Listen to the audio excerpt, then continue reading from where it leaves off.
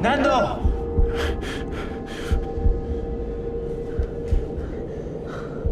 Wake up! He's opening his eyes. Nando.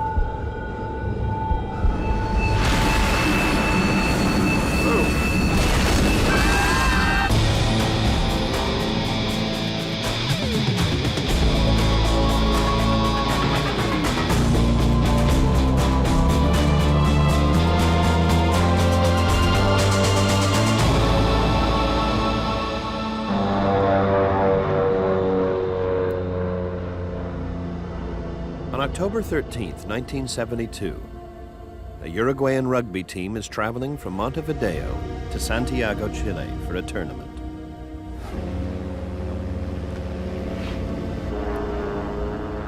The plane hits turbulence. The pilots stray off course. This is your captain speaking. Please fasten your seatbelts. Among the team members on board is 22-year-old Nando Parado.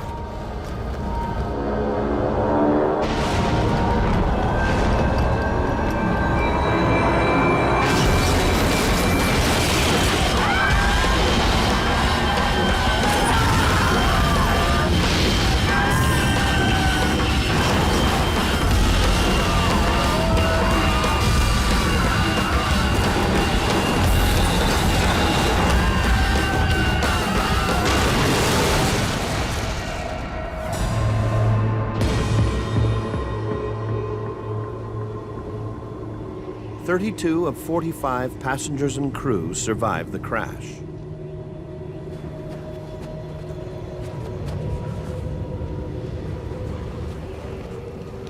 One of the survivors is 18-year-old Carlitos Paez. The first thing I noticed when I stepped out of the fuselage was the white scenery, surrounded by mountains. Then, the cold. No one knows where the plane has crashed. They are surrounded by mountains with little food or drink.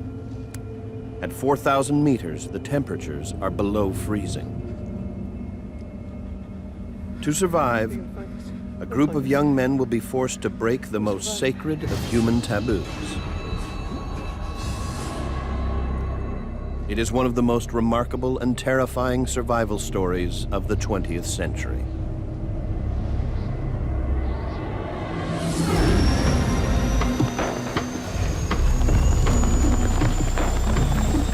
When the plane does not arrive in Santiago, the Chilean Air Force launches a search and rescue mission. Jorge Massa is the joint commander of the rescue operation. Initially, an investigation into a crash should be based on a flight path.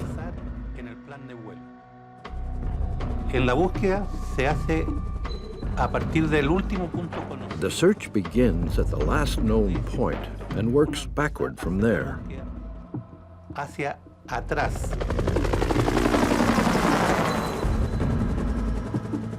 The Chilean Air Force searches along the scheduled flight path, but finds nothing.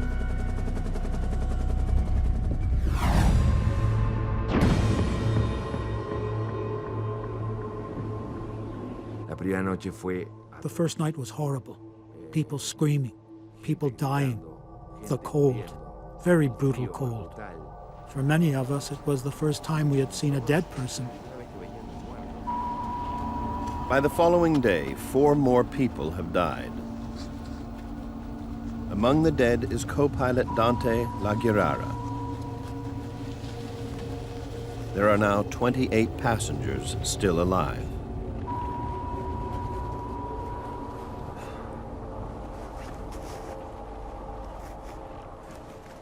The immediate danger for the survivors is hypothermia, which can occur when the body is exposed to cold. As their body temperatures drop, blood vessels close to the surface of the skin constrict, reducing blood flow to the extremities. This preserves the body's core temperature, protecting the vital organs. Continued exposure reduces nerve and motor functions.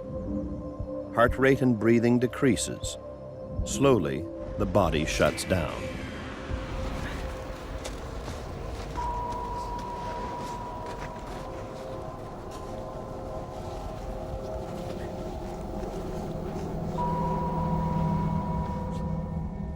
To stay alive, the survivors huddled together inside the plane's fuselage, sharing their body heat. At 4,000 meters, temperatures outside can drop as low as minus 40 degrees Celsius at night. Their only hope is to be rescued. The older boys said, "Carlitos, don't worry, we'll be rescued soon." I believed what they told me.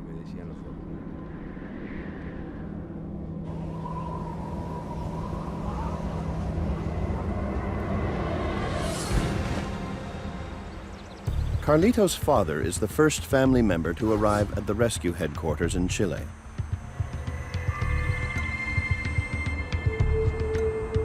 I come to speak with Commander Massa. My name is Carlos Páez Hilardo. Ok, vamos atento, porque yo sabía que de ninguna manera aquel Carlitos Miguel, que era mi hijo, me iba a fallar. I knew that there was no way that my son Carlitos would fail me when we'd had so many adventures together and been so close. A famous painter at home in Uruguay, Carlos has crossed the continent to find his son. Hello, Commander Massa. Carlos Páez, desde el primer momento. From the beginning, Carlos Páez had the drive, courage, and determination to find his son. Massa takes the unusual step of allowing Carlos to take part in the search flights. Y había que estar horas circulando arriba de las montañas a ver si encontrábamos algo. We spent hours circling the mountains. I prayed for my son with tears in my eyes, not knowing if it was from the pain of the search or the reflection of the snow. La fuerza de la nieve.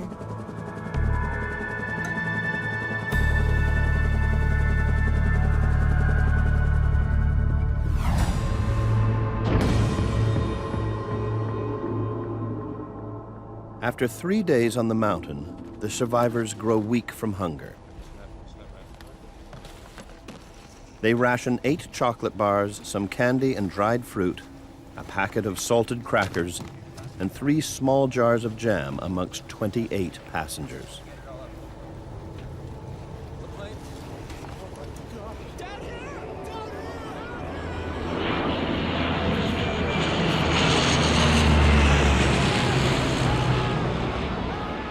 Carlitos and the others are sure they've been spotted. They're wrong. Los problemas que encuentran las personas. The problem that many search parties encounter when searching from a plane is that it's difficult to distinguish objects from the glare of the surrounding snow. In this case, the plane was buried in the snow, so we were never going to see it.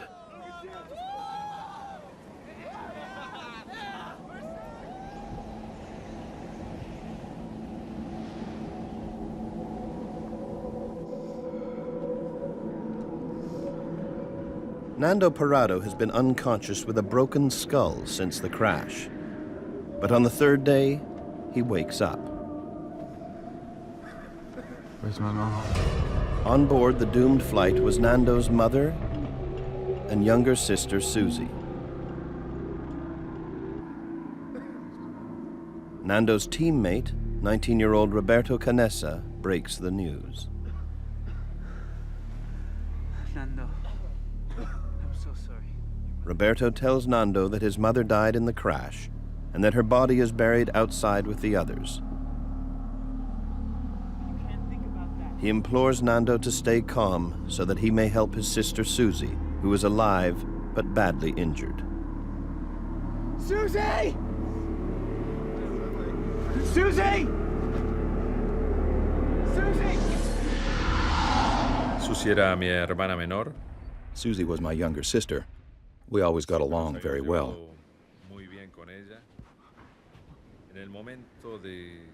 When I realized that my sister was in the front section of the fuselage, she became my priority. Nando's sister is gravely ill from internal injuries. Lo único que yo podía hacer para The only thing I could do for her was to keep her warm by hugging her. era darle calor, estar abrazado con.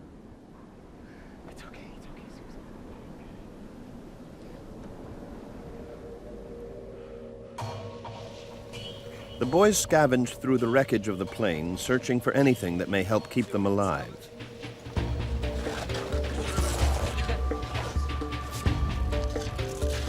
Desperation forces them to be inventive.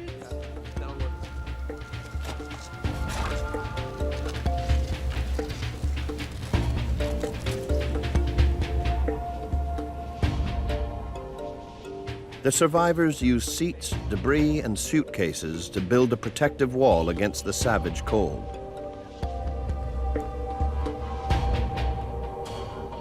Their collective body temperatures create just enough warmth to avoid freezing.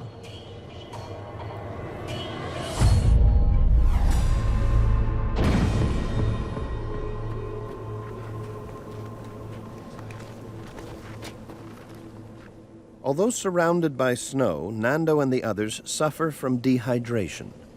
La sed. The thirst at that altitude is exactly the same as the one you can feel in the middle of the desert, in the Sahara. You dehydrate a lot faster than at sea level. Dehydration happens when a person's breathing rate increases. To get sufficient oxygen from the thin atmosphere, Nando must breathe more quickly, which expends more moisture than normal.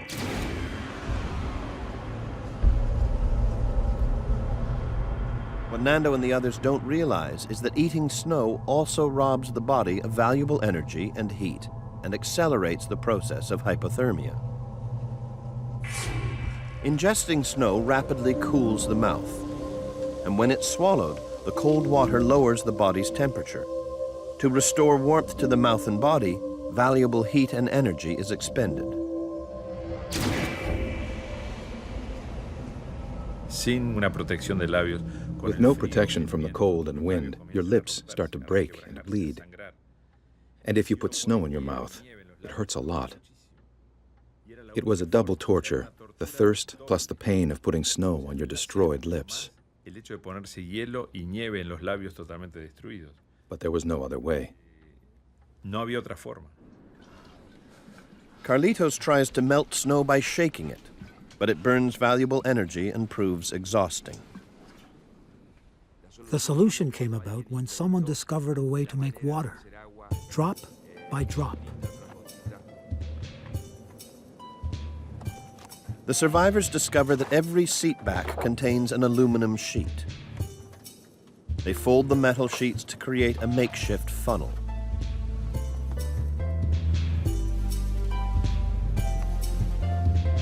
Una hoja de aluminio.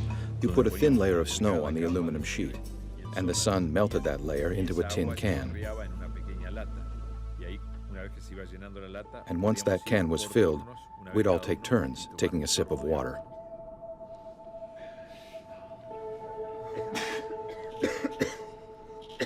Despite severe rationing, they are running out of food. Starvation is making everyone weak.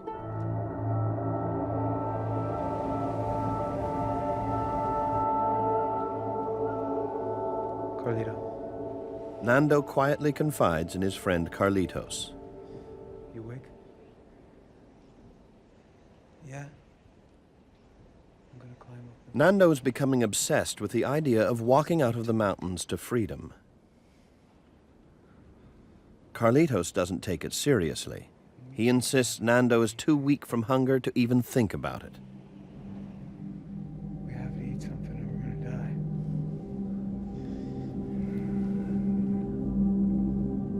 Carlito.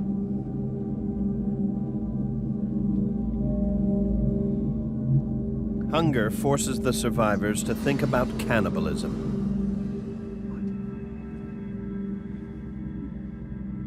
Now some even dare to mention it out loud.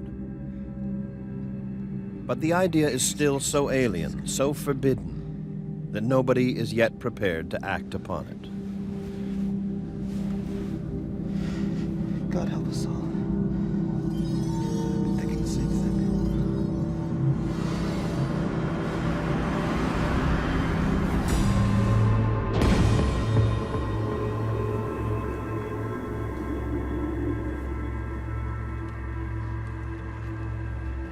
No, it doesn't matter. We need to get the battery. 5 days and still no sign of rescue. Using snowshoes made of strapping and seat cushions, Roberto, Carlitos, and 2 other survivors plan a trek up the mountain in search of the plane's missing tail. Nuestra obsesión era encontrar la cola del avión, porque en la cola del avión We estaba. were obsessed with finding the airplane's tail because that's where all the luggage was, and also the batteries to power the plane's radio. Que nos daban la posibilidad de juntarlo al radiotransmisor. Careful, all right? We will. If they find the tail, the boys hope to bring back the plane's battery so they can power up the cockpit radio and send out a distress call.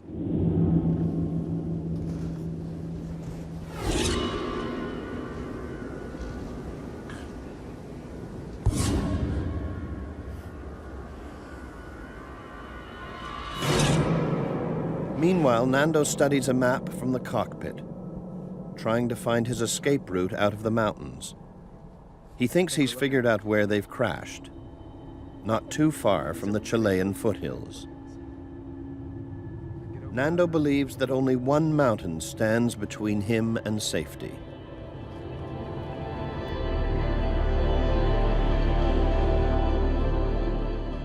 We thought we were very close to Chile. Chile was to the west, and if we climbed that mountain, we would be saved. After trekking for hours, Carlitos and the boys return to the safety of the fuselage.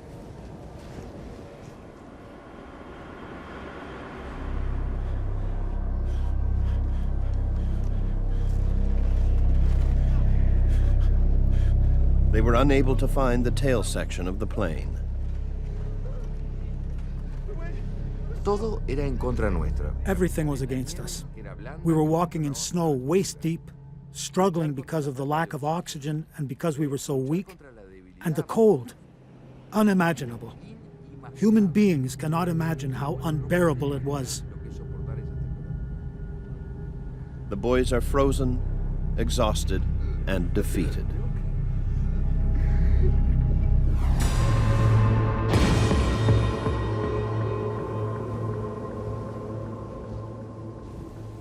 For Nando Parrado, day 8 is devastating. After a painful struggle, his sister Susie has died. The only thing that comforted me was that she died peacefully in my arms, and she wasn't alone. After my sister died, I felt a change, a very important change. There was an inner voice that was instinct or heart or will, I don't know how to describe it, that told me I have to go on. You have to move forward. You cannot cry. You can't destroy yourself morally or emotionally. You have to fight to survive. Sino que tenés que luchar para sobrevivir.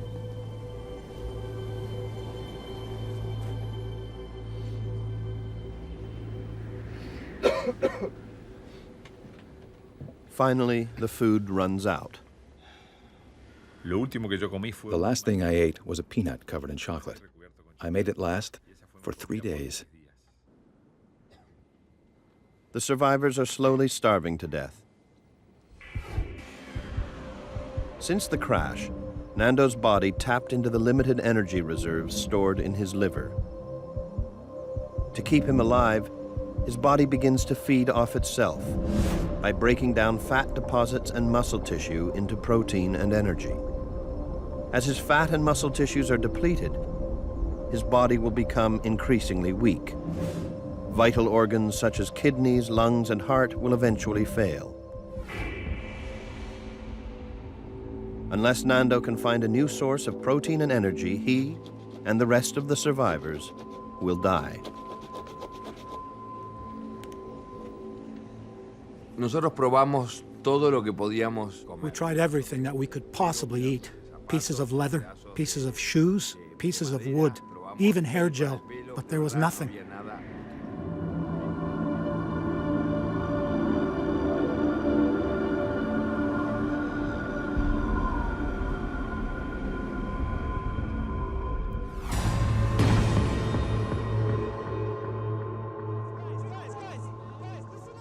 As survivors continue to starve, Roberto Canessa, a medical student and respected leader, broaches the taboo subject. Roberto's message is blunt and urgent. Starvation is killing them all. Their only hope is protein, and there's only one way to get it. And the only protein here is in the bodies of our friends. If you want to see your families again, then this is what we must For some of the survivors, the idea is too repulsive to consider. Others resist the idea on moral grounds. Nando argues that the victims' souls have left their bodies. He reasons that consuming their remains in order to survive will mean they haven't died in vain. Roberto Canessa was very important because he was a medical student, and he said, if we want to survive, we have to do it. And you have to be in that place, at that moment, in that position, with that fear, that feeling of abandonment, to understand that decision.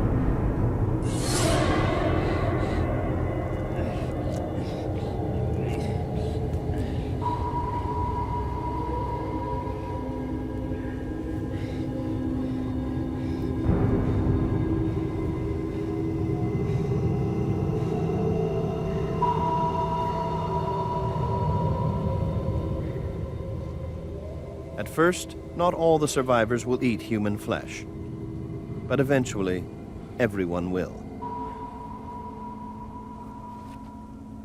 The flesh they eat provides enough protein to keep them alive.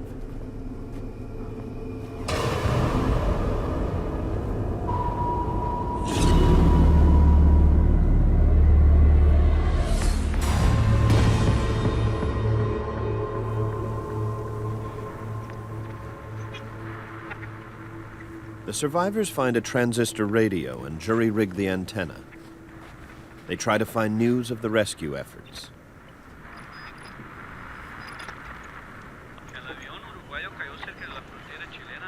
They are stunned to hear that they've been given up for dead.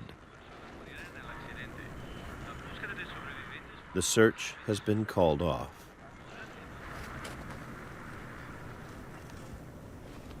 El momento que yo escucho en la radio, The moment I heard they called off the search, I knew we were going to die there, with no food, no water, no rescue. We were trapped. And I told myself, rather than dying slowly here, I would prefer to die fighting. prefiero morir una muerte un poco más honorable, luchando. Nando is convinced that he must climb the mountain to find help. Yo sabía que yo me iba a ir, pero tenía miedo de ir solo. Y sin saber lo que I knew I was going to leave, but I was afraid of going alone. Without realizing it, I began to analyze the boys.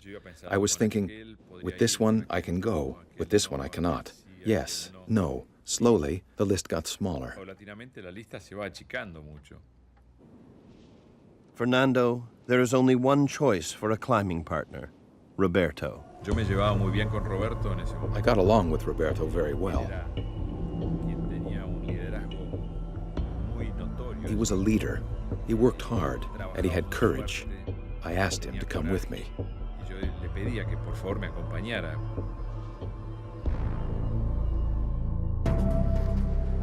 The official search has been called off, but Carlos Paez refuses to give up his personal quest to find his son Carlitos. He travels from village to village, asking anyone he meets if they have seen signs of a plane crash. Señor. Ah, ¿cuántos kilómetros son? Ya. 1,5 kilómetros me dijo. Claro, hay una baja grande que hay ahí y toma para el lado, para la derecha. Cuando guste, señor. Muchas gracias. His search makes him a legend in the region. Hasta el punto que se corrió un poco. And that's when we started hearing, there goes that crazy old man who's still looking for his son that's lost in the mountains.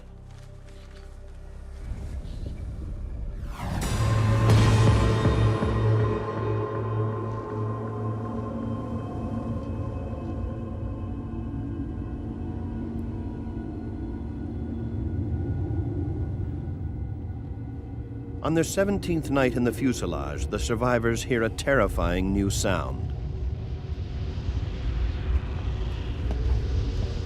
An avalanche has started down the mountain. It's gathering speed and heading toward the fuselage.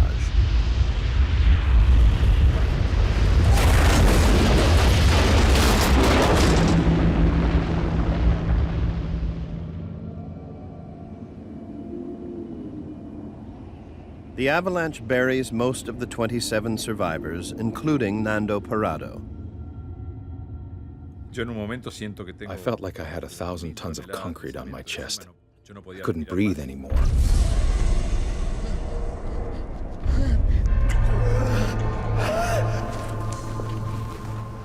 Eight people die in the avalanche, including 25-year-old Marcelo Perez, the team's captain and leader. For the 19 remaining survivors, morale is at an all-time low. The avalanche was an important part of the story, more than you can think. The mountain was definitely trying to kill us one by one, and this increased my desire to leave as quickly as possible.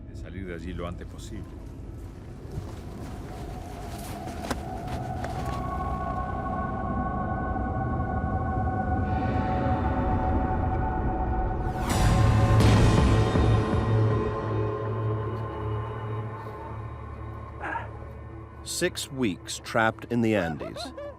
By day 43, only 17 survivors remain. But there is a small glimmer of hope. A few days ago, some of the boys finally found the plane's tail section, and in it the battery for the radio.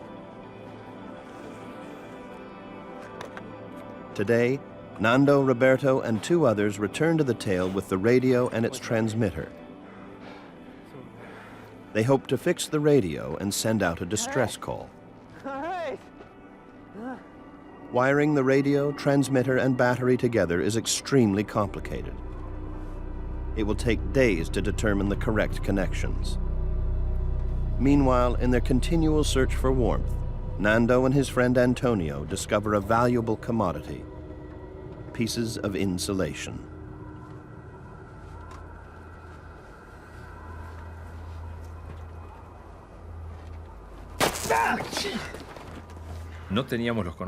We didn't have the knowledge, the capacity, the gear.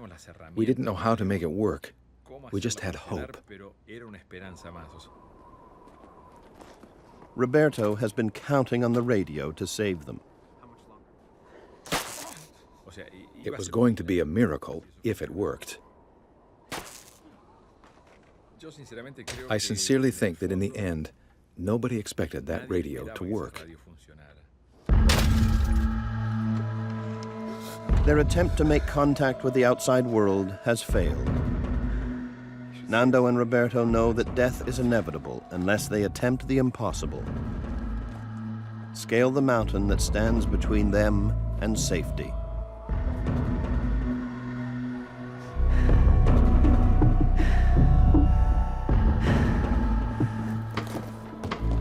We're out farther.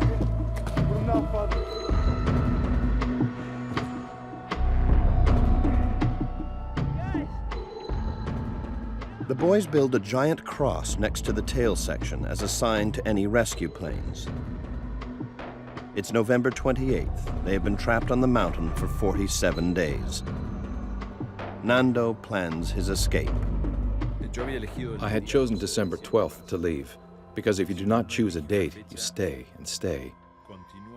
I told Roberto we have to leave, because if we wait too long, we will become too weak to escape from here.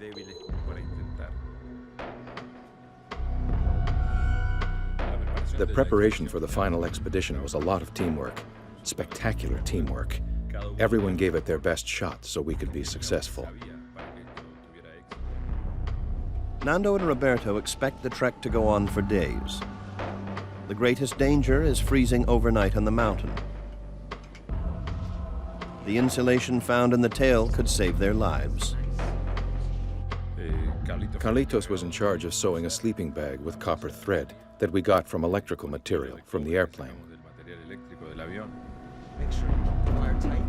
Keep the stitch close together. They used the glare shield from the cockpit to make sunglasses for Nando and Roberto to protect them from snow blindness. To carry the supply of human flesh and water they will need, clothes are converted into knapsacks. Some gave their best clothes so that we could fight the cold. Everybody knew that this was the last chapter in our story. The expedition would prevail, or it was death for all of us.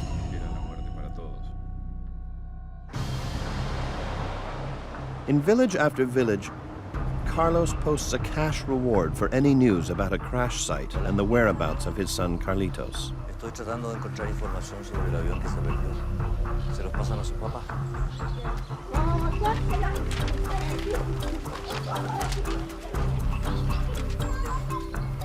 Yo siento que me transformé en un cartero. I felt like a postman, bringing news from place to place. I knew that the more people that were worried about the lost plane, the sooner we would find it. Ese avión perdido, y más pronto lo íbamos a encontrar.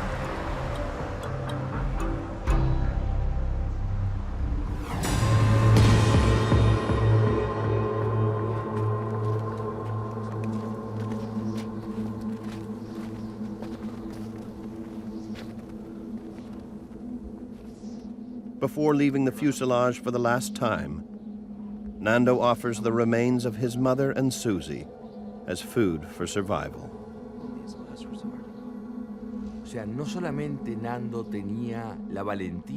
Not only did Nando have the courage to climb the biggest mountain in the world, he had the courage and nobility to authorize us to feed from the most sacred thing he had, his mother and sister.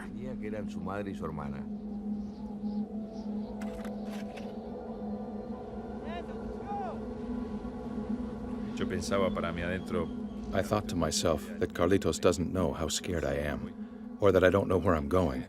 I don't have the slightest idea, and I said, look, this could be very difficult, and we may not return. On December 12th, as planned, Nando and Roberto begin their climb. They are joined by 19-year-old Antonio Vicentin. From the outset, the climb to almost 5,000 meters is physically devastating. What I remember most while we were climbing was my breath, how I had to breathe before I moved another step. Nando and the others are feeling the effects of high altitude. The air is much thinner. Every breath that Nando takes has much less oxygen than at sea level. This reduces blood flow to the heart and muscles. Eventually, the restricted blood flow can cause brain fluids to leak inside the skull. The brain begins to swell. If left untreated, the results can be fatal. Symptoms include fatigue, headaches, nausea, vomiting, and loss of muscle control and coordination.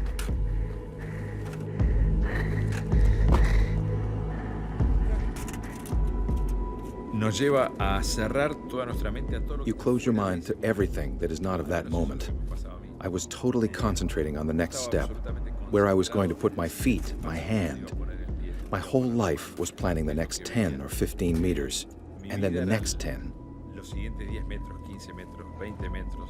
Era constante, pero en espacios cortos. It was a constant flow of short intervals. If I had thought about what was ahead, I never would have made it. And I think that the constant flow hid the physical pain.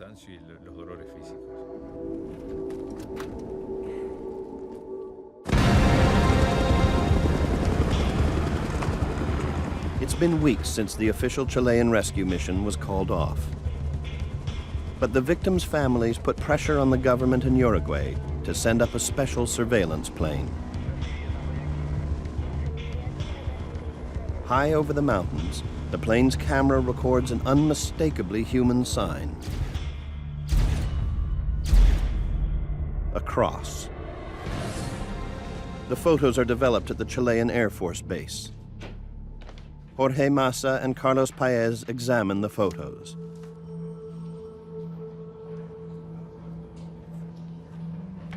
Look, this is a cross. This is a cross on the snow. It's true. We've never seen a cross there before. This is a sign that the boys are alive.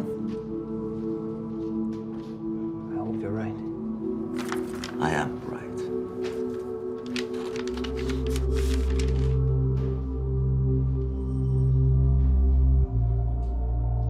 But the next day, Commander Massa receives some new and disappointing information about the origin of the cross.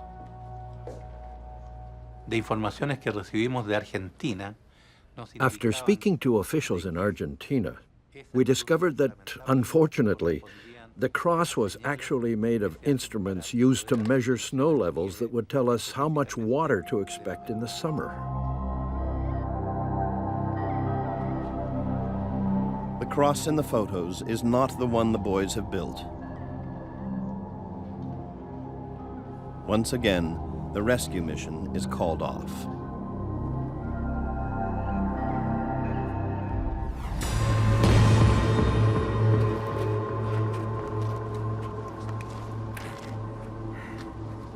Pensamos que íbamos a subir la montaña en un día y íbamos a estar arriba. We thought we were going to climb the mountain in one day, and then see the valleys of Chile, or the lights of a city. But it wasn't what we thought. It was much bigger and much more difficult.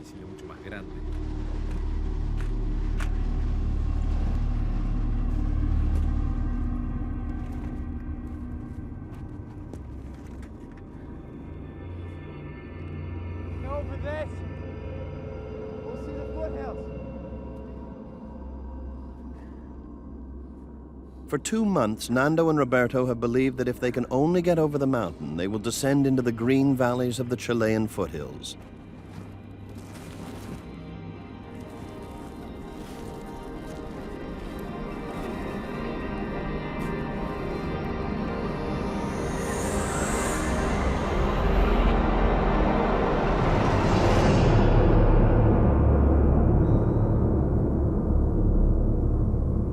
Me di cuenta al subir esa montaña, al estar en ese...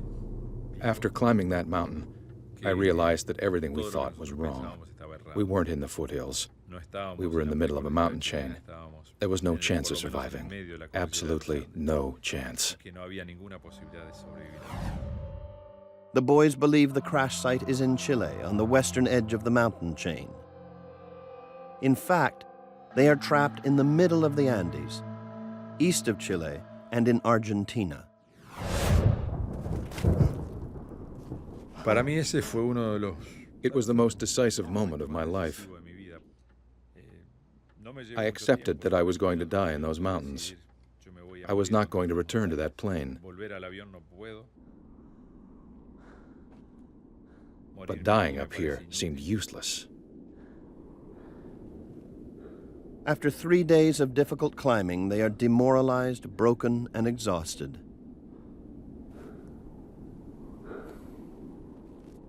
But Nando and Roberto resolve to forge on. They have already sent Antonio back to the fuselage. This allows them to add his third of the food rations to their own. Now they must make their way down the mountain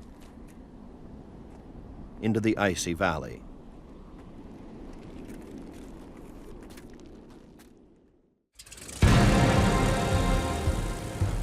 Carlos Paez has not given up the search, though his son Carlitos has been missing for more than 60 days. Carlos rents his own plane to scour the mountains. There were so many days, and so many nights, and so many tears when I was looking for them. I was putting pressure on myself to be the one who found the plane. With Christmas arriving, it was dramatic, because I had to return to Uruguay without Carlitos.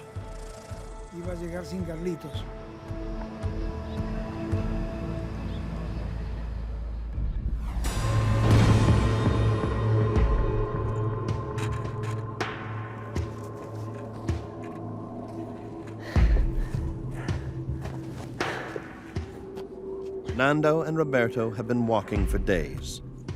Their muscles cramp painfully from overexertion.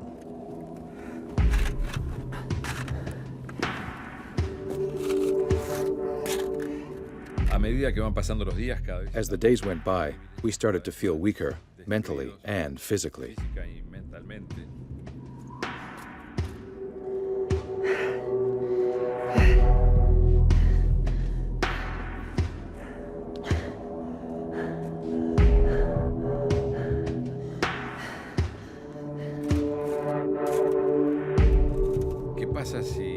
I wondered what would happen if Roberto broke his leg, or if he couldn't walk anymore. Do I carry him, or do I leave him here? These are doubts that a person has, because we're human.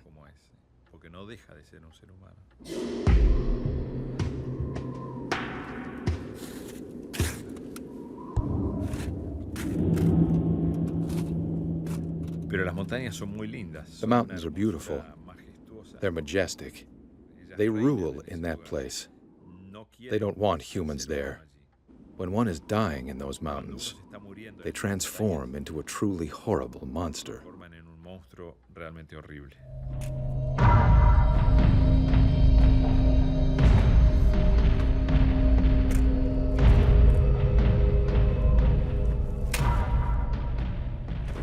Seven days into their long trek, Nando and Roberto are barely able to continue.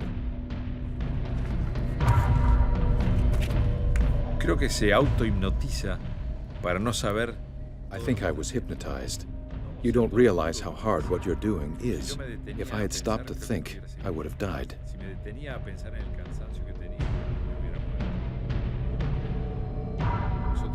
We were approaching our limit, a physical limit.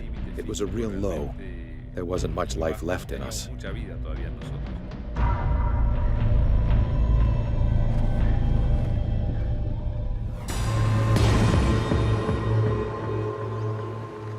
It's been 9 days since Nando and Roberto left the crash site.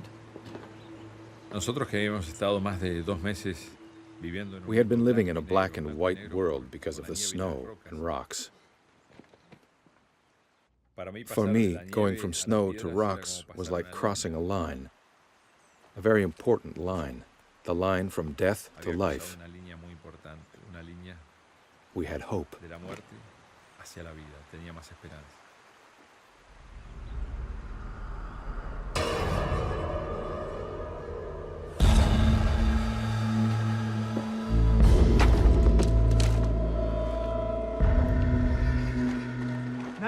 A few hours later, the first real proof that they have returned to the land of the living.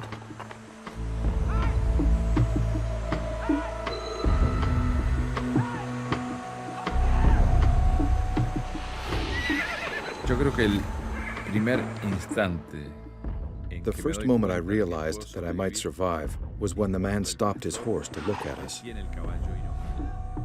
And I said, "This is the first contact with civilization. He will save us."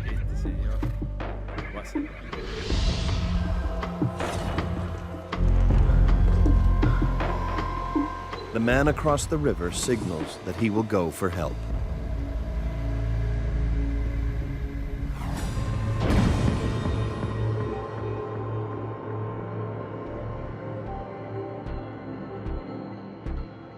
The next day, a group of horsemen carry Nando and Roberto to a local village. They savor the first real food they've eaten in 70 days.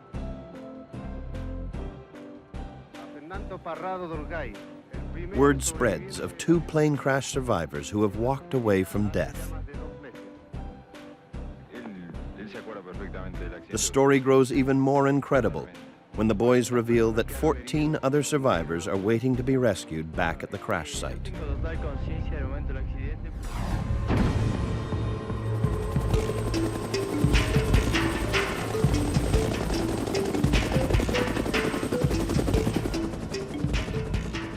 The Chilean Air Rescue Service dispatches helicopters to rescue the remaining survivors.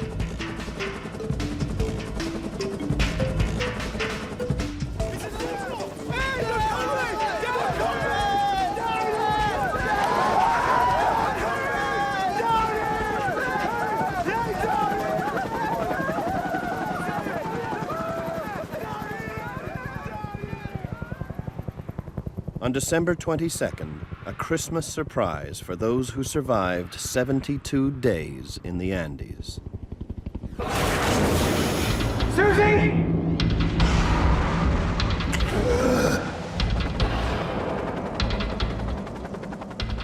Carlos Paez has been told that his son Carlitos is among the survivors. But after his epic 10-week search, he hardly dares believe it.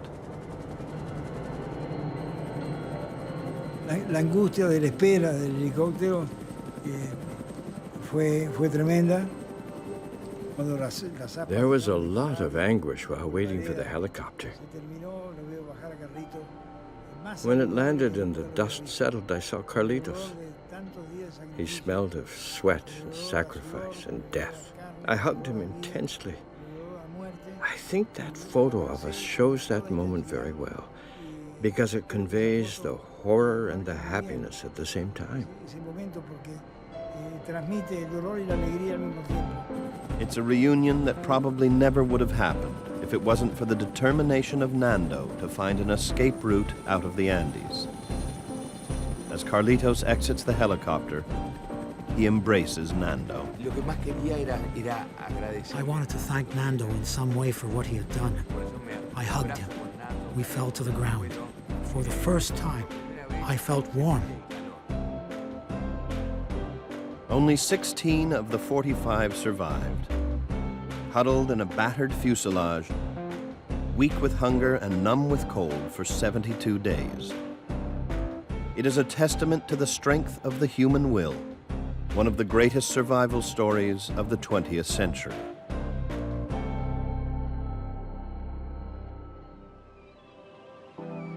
Carlitos Paez lives in Uruguay near his father. At 53 years of age, I am lucky to still have my father alive and active. To be able to share a sunset, the same sunset we have always shared. To be able to share these moments and continue to share this story that will forever be a part of our lives. It's true that nothing is impossible if you fight with passion. I believe that the intent is more important than the outcome. But in order to succeed, you must try. Nando is a successful businessman living in Montevideo with his wife and children. Yo creo que siempre me gustó estar vivo. Tal vez esta experiencia me dio la... Maybe this experience has allowed me to enjoy things I never enjoyed before. I enjoy the present. The past is past. The future is not here yet. And so I enjoy the present very much because I sincerely believe that I don't know what's going to happen tomorrow. People often live in the future, think of the future. I think of today. Today is the most important day of my life.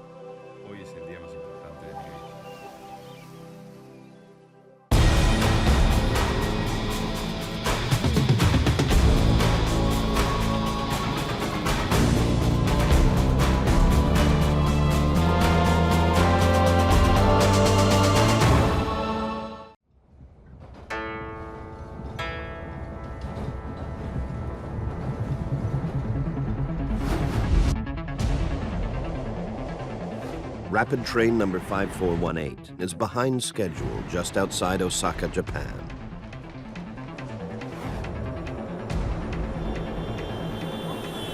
The driver is trying to make up lost time. 電車は予定より少々遅れております。次は尼崎です。 The train enters a curve at 116 kilometers an hour, 46 kilometers over the speed limit. Seconds later, it's airborne.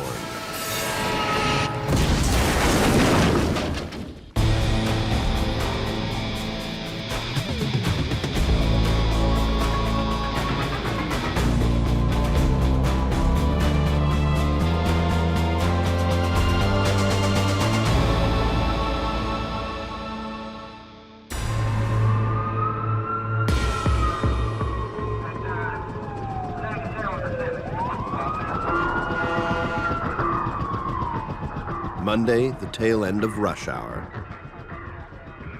For more than 650 passengers aboard rapid train number 5418, the morning commute ends in disaster. The train derails at more than 100 kilometers per hour and smashes into an apartment building in Amagasaki, 2 stations short of Osaka.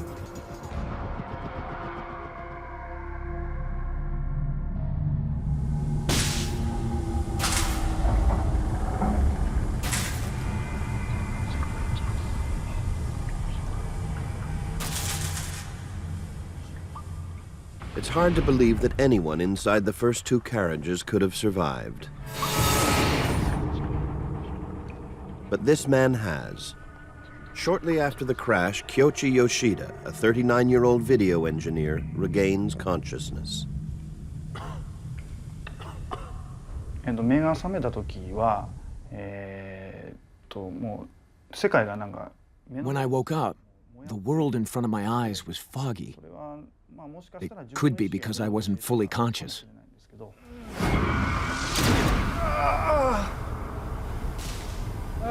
まあその場所閉じ込められてた僕は閉じ込められた。 I couldn't recognize the place I was trapped in.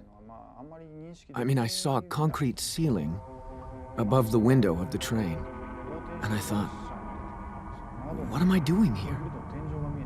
I couldn't recognize the situation. But I knew I was in a dangerous place.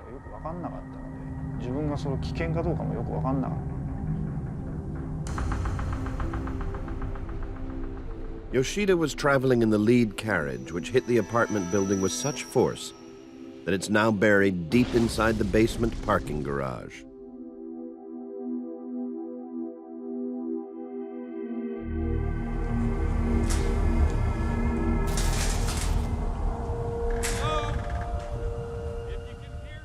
The first rescuers arrive at 9:24 a.m., just 6 minutes after the crash.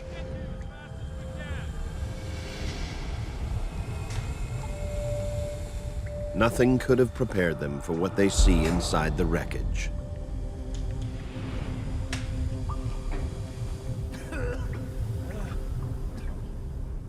Kyoichi Yoshida remembers the moments just before the crash. He was traveling to his work at a local TV station when the train suddenly shifted violently. I was imagining the train would fall on its side. And while I was thinking about it, it actually started to happen.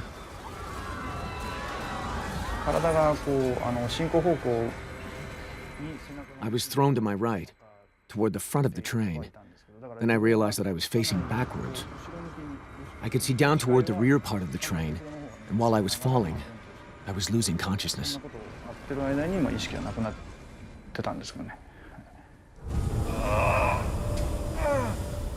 All around him, underneath him, are the bodies of strangers.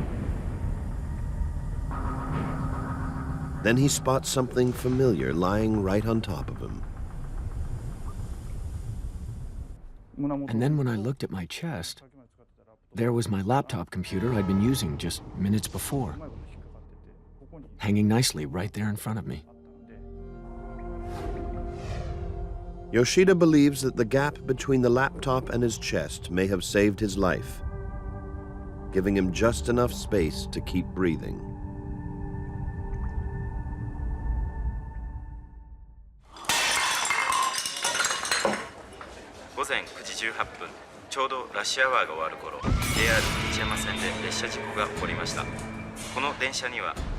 The news of Japan's worst rail disaster since 1963 hits the airwaves within minutes of the crash.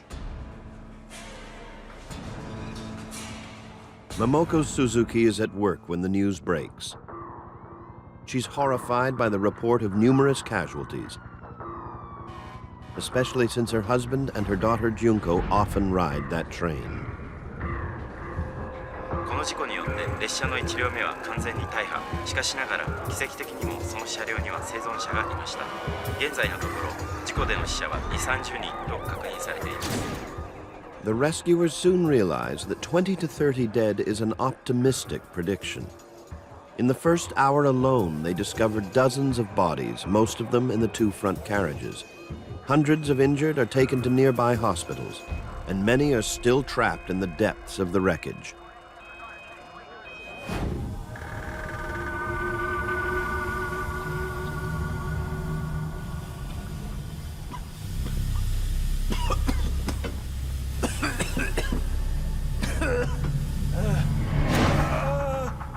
Kyoichi Yoshida has injuries from head to foot. A broken pelvis, broken ribs, severe whiplash. Even more serious, his legs are trapped in the wreckage. They're squeezed to the point where there's a danger of getting crush syndrome, a deadly condition that can set in as early as half an hour after entrapment. It's critical that he gets medical treatment before his legs are released, or his vital organs could shut down.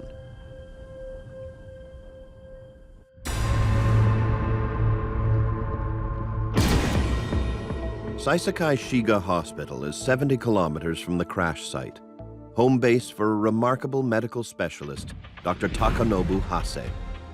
He and his team are prepared to treat conditions such as crush syndrome. They work right at the crash site while patients are still trapped. As much as we have room for it. To prevent hypovolemic shock. Well, make sure we have enough. His second in command, Dr. Shinji Akatomi, has heard that there are already many rescuers at the site. Even so, he knows this kind of disaster calls for experts who know how to work in confined spaces. The key is to get to the crash site in time. コンファイスペースメディスン、いわゆる瓦礫の下の医療が必要な救助者がいる。I believe that the rescuers would need us, that we'd be able to help them. Meanwhile, Momoko Suzuki tries to find out if any family members were on board train number 5418. Checking to see that Masashi is in the office. I'm watching the news about. I worried if my husband had made it to work.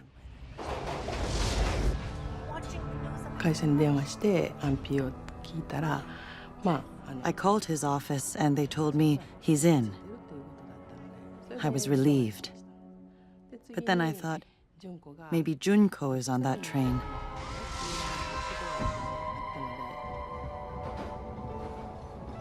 Momoko's daughter Junko is a 30-year-old artist. She takes this train 5 times a week to get to a design course at a nearby technical school.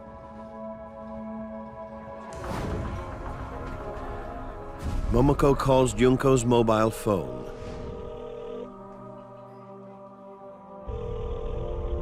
She prays it will be answered.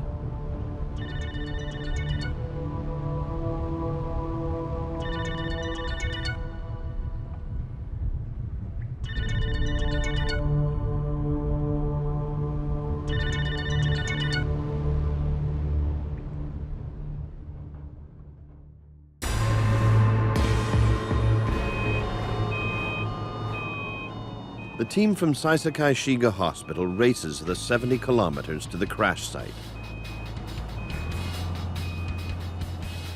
Dr. Takanobu Hase has years of experience in emergency medicine.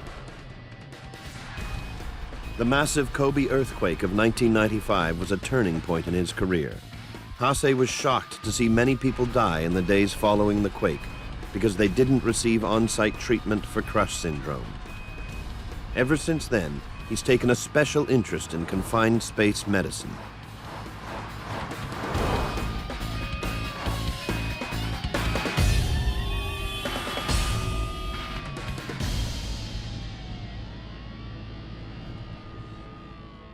The team uses this time to mentally prepare themselves for the tasks that lie ahead. Dr. Hase reminds his team to give the trapped passengers fluid resuscitation before they are released. He reminds them if they get it wrong, people will die. Before they are released. Okay?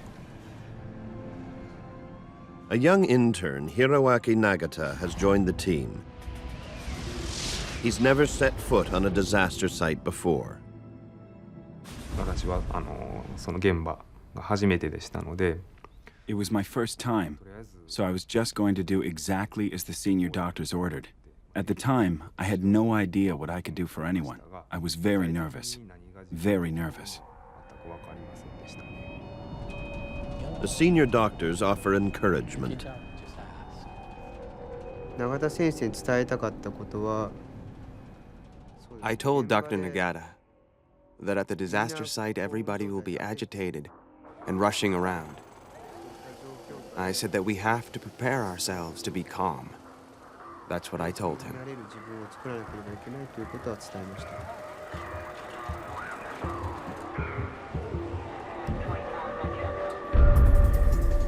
At the crash site, passengers are still trapped in the wreckage of the first two carriages. The rescuers run out of stretchers to move the wounded.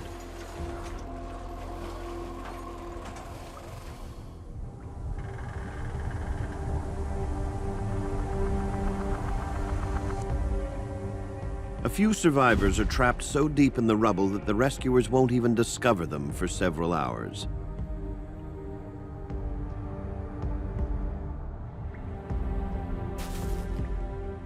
One of them is a 19-year-old student who had been standing at the front of carriage number 1. The crash hurled him forward into the driver's cabin. The young man is trapped alongside the dead driver, pinned from the waist down. His limbs are under terrible pressure. He's conscious enough to make contact with his family. He tells them that he may not live long enough to be rescued.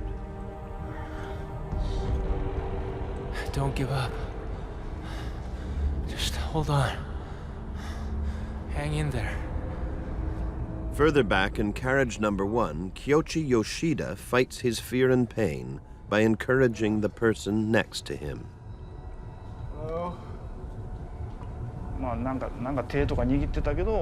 I was holding somebody's hand for quite some time. My mental state was not normal. It took a long time to realize that the person whose hand I was holding had already passed away.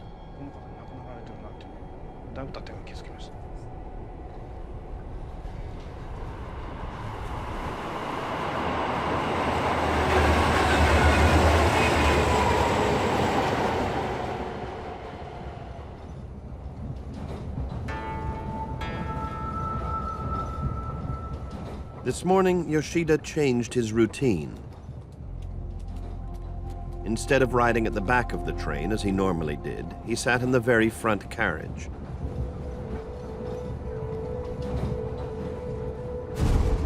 Car number 1 is the most mangled of the train's 7 carriages.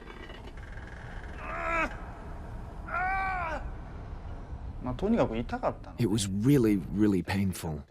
I was so preoccupied by the pain that there was no room left to think about, how am I going to survive?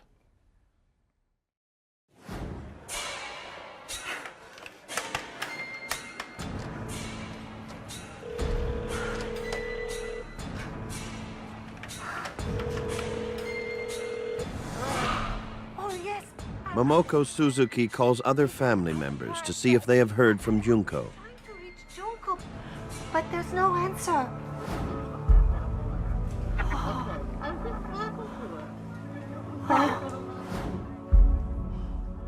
She learns that Junko was in touch with her sister earlier that morning.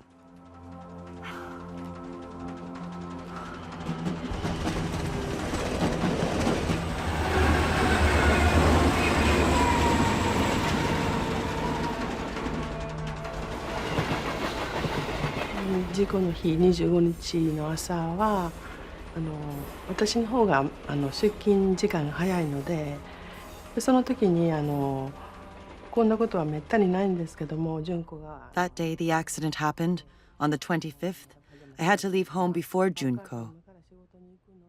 I usually leave home at 7:20. It had never happened before, but Junko got up and came downstairs, still in pajamas, and she said goodbye, and she said goodbye again. I was wearing shoes already, and I remember I was wondering, why is she saying goodbye twice today? That was the only conversation we had that morning.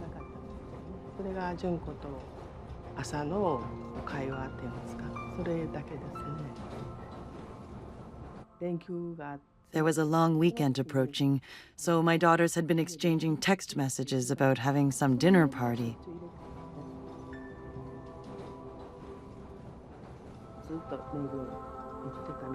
They were exchanging messages at the time, and suddenly it was cut off.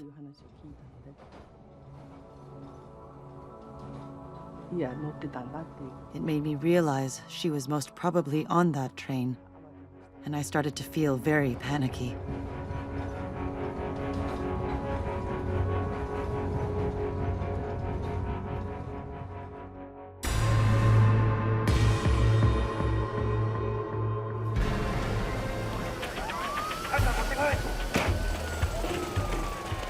By now, emergency workers have ferried more than 400 injured passengers to hospital.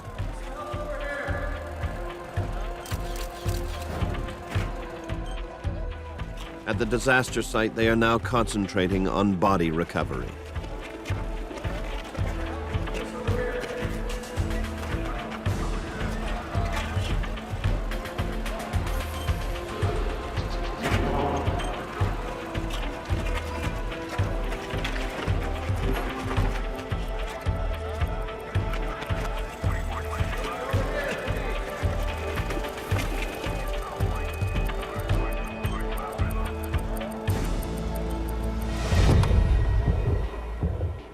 After fighting traffic and roadblocks, Dr. Hase's team finally arrives.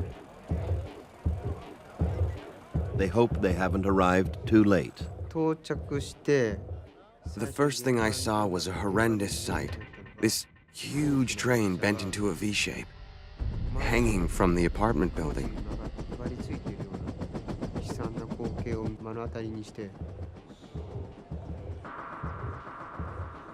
It was a much bigger accident than we'd imagined.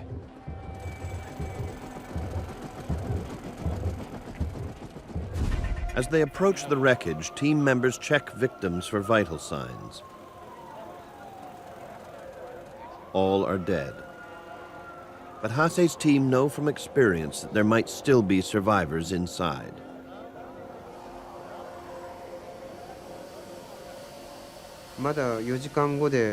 "4 hours had already passed since the accident, but things were still chaotic. If anyone was still trapped inside, they'd need confined space medicine. Also, rescuers might have been injured in secondary accidents. That's what I had in mind when we arrived at the site.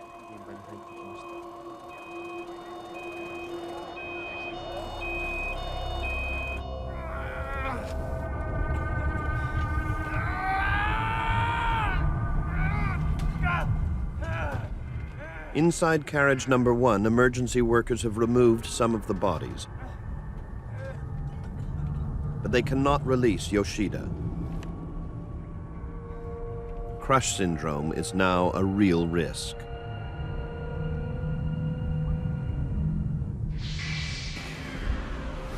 When muscles are under intense pressure, the damaged cells disintegrate. If the pressure is released, potassium and a protein called myoglobin flood through the bloodstream. Elevated myoglobin levels can cause acute kidney failure, and increased potassium concentration can lead to cardiac arrest. Without Dr. Hase's help, Yoshida could die. Doctor! We need a doctor!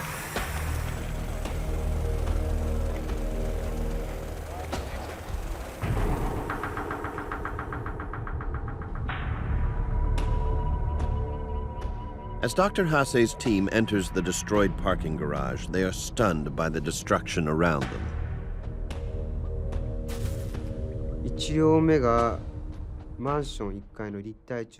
The first carriage of the train was crushed into the parking space of the apartment building. We went in there. I remember it was very hot and smelled of gas, because fuel was leaking from the cars in the parking space.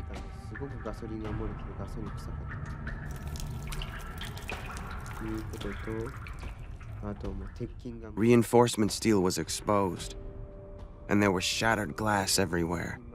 Iron frames were bent and the edges were as sharp as knives. I felt it was very dangerous as soon as I entered. It looked like all those things could fall on you at any time. Also, evaporated gasoline could catch fire and explode at any moment.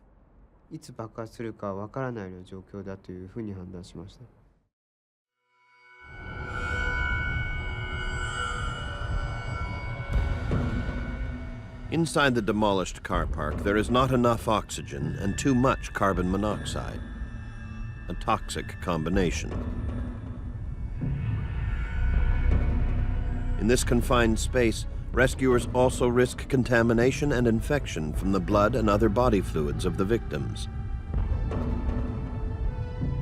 The temperature inside the wreckage is hit 40 degrees Celsius. But Dr. Hase and his team persist, carefully checking vital signs of each body in their path. Finally, Dr. Hase comes face to face with Kyoichi Yoshida. I recognized him as a doctor the moment I saw him. And I thought, oh, the doctor has arrived.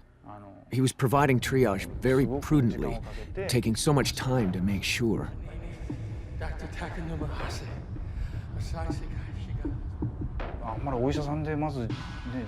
I'd never met a single doctor who first introduced himself, so I was very surprised, and at the same time, I was deeply moved by it.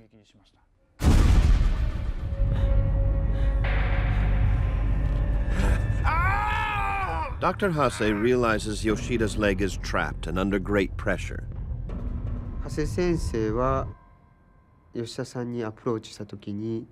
When Dr. Hase approached Mr. Yoshida, he assessed what kind of situation Yoshida was in. His legs were trapped, and he was starting to feel numb. Dr. Hase was thinking about crush syndrome. Hase knows that Kyoichi Yoshida needs to be put on an intravenous drip right away. But Yoshida is confused by pain, shock, and stress, so he doesn't understand why he needs this kind of treatment.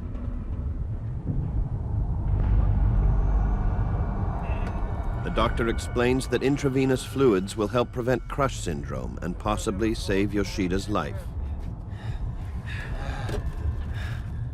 He first told me something like, I am cutting your clothes. Even though my clothes at the time were all crumpled up and torn, he excused himself first, before using the scissors. And I was so touched by how polite he was.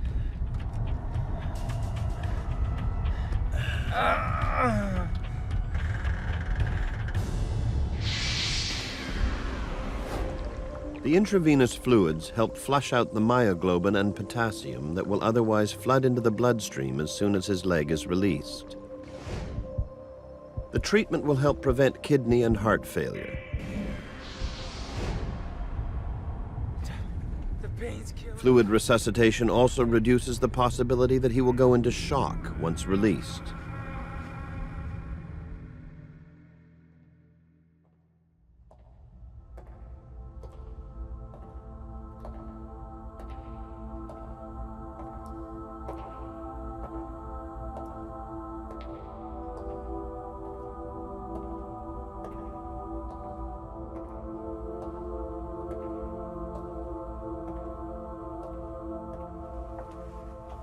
Momoko Suzuki has called all the local hospitals.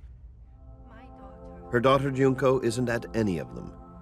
Type B blood type. Fearing the worst, she tries the last place any parent wants to visit. Have you seen anyone like that here?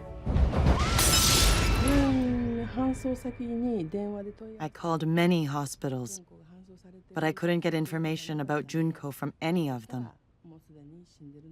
So I realized there's a possibility that Junko is already dead and at the morgue. We were not allowed to go into the actual morgue to see the bodies. We had to wait in a room, and if there was a positive identification, then we could go into the morgue.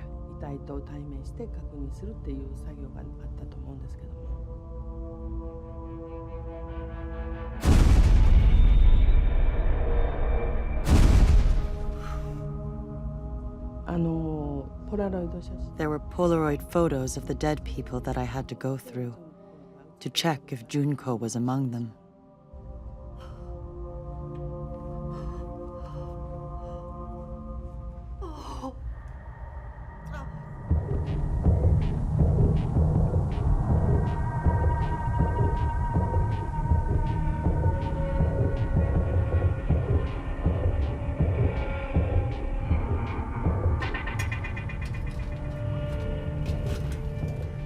At the crash site, rescuers are still finding victims.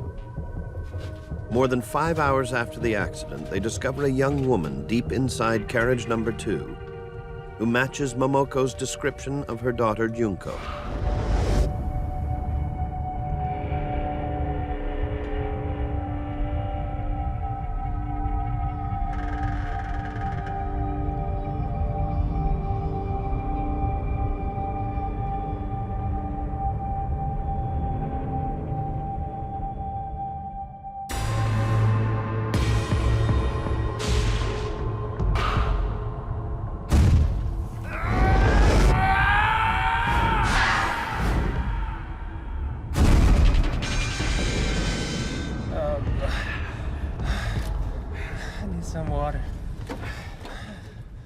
Dr. Hase's intravenous treatment has dramatically increased Yoshida's chances of survival. But 5 hours after the crash, his left leg still remains completely trapped.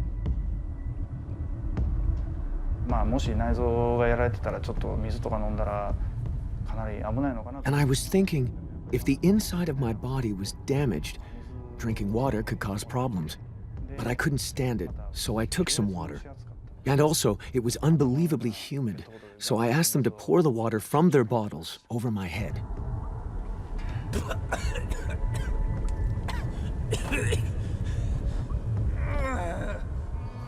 The pain is excruciating, but it will now be less risky to release him from the wreckage.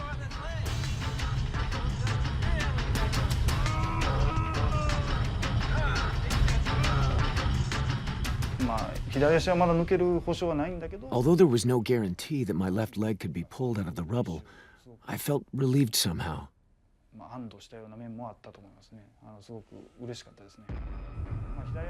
The left leg was so hard to pull out that someone, I think it was the leader of the rescue team, said, if this situation doesn't change, it's not looking good.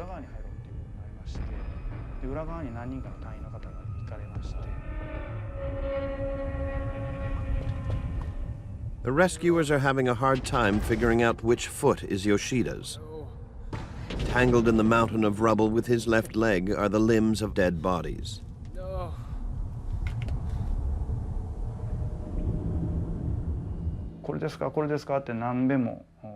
They asked me many times, is this it? Is this it? While they were tapping shoes. But I couldn't feel anything. I actually thought that my shoe was being tapped, but that my foot might be partially dead. I was worried.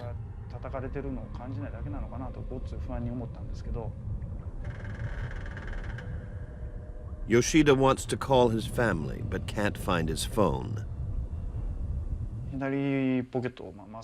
So I put my hand in my pocket, and there was no phone. Then I realized that I was holding the phone in my left hand at the moment of the accident, and that it must have been thrown somewhere. じゃあまあレスキューの方に助けてもらってる間に、ちょっと電話。I thought about asking the rescuers to lend me their phone, but it didn't seem that my left leg was going to be released. が解放される感じはもうなくて、もう。It occurred to me to call my family, to let them hear my voice and let them know I was still alive.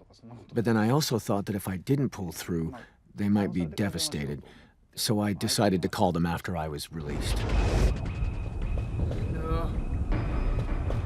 Yes! Yes! After 10 minutes, the rescuers have finally identified Yoshida's foot. As his leg is released from the crushing pressure, Yoshida experiences a strange sensation.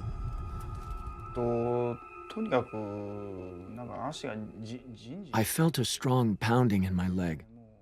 The condition was such that I didn't even know if the information from the tip of my foot would be going from here or come back to here. I couldn't actually feel whether my leg had been released or not.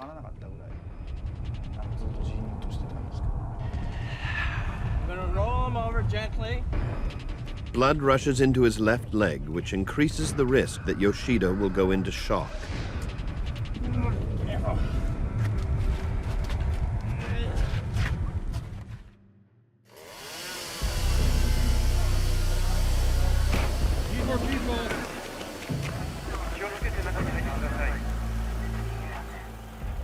Meanwhile, other rescuers working in a different part of the wreckage have finally managed to free Junko Suzuki.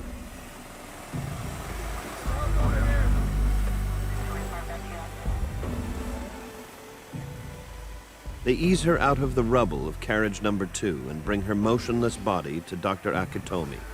He checks for any signs of life. そしたら純子さんがこう Miss Junko arrived in front of me. I was surprised because she was covered in oil and I couldn't tell whether she was breathing or whether her heart was beating.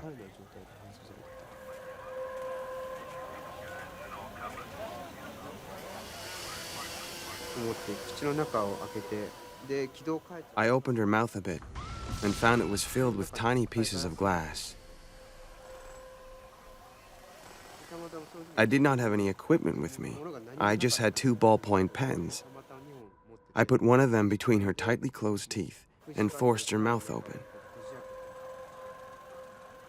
Then, using the other pen, I removed the glass from her mouth.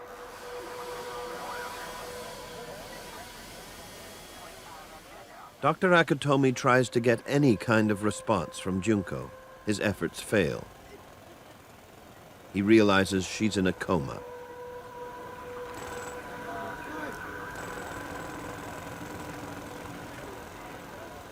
Her level of consciousness was very low, and there was the possibility of head injury. Also, her blood pressure was very weak.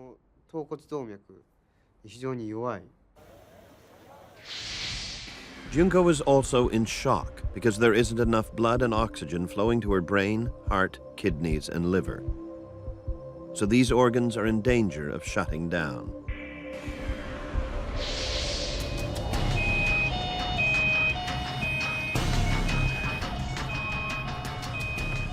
Dr. Hase and Dr. Akitomi ride in the ambulance with Junko,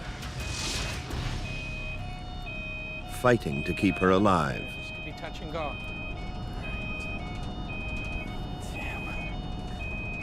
She's barely hanging in. She stopped breathing. Her consciousness level dropped dramatically. It was a bad situation. Dr. Hase quickly gave her mouth-to-mouth resuscitation, and I went to get a breathing aid.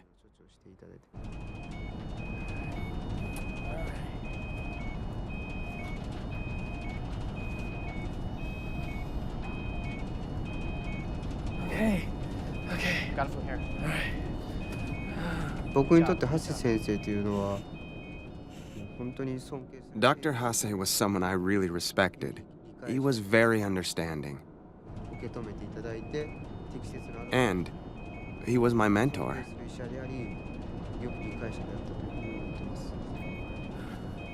Dr. Hase manages to revive Junko.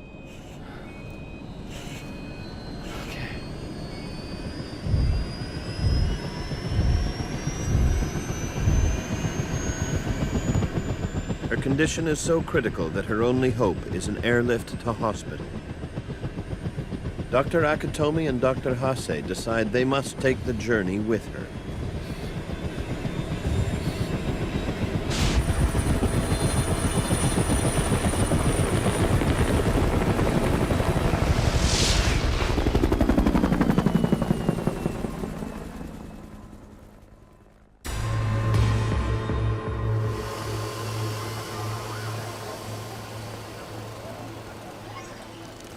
As rescuers lift Yoshida out of his prison and into the light of day, he's overcome by a flood of conflicting emotions. I was moved, not just because my legs were released, but also because the rescue people were working so hard. It took 5 hours and I was finally taken outside.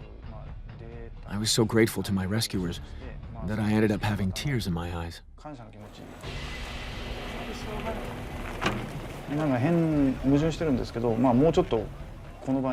I actually felt like staying there a little bit longer. That's how much we bonded in that small space. It was a real, special atmosphere. Thank you so much.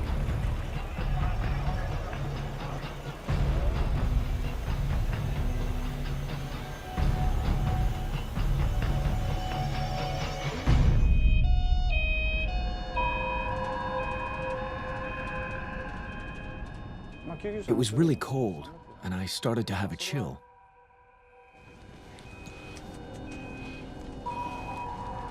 Yoshida is suffering from shock. There is also still a chance of crush syndrome.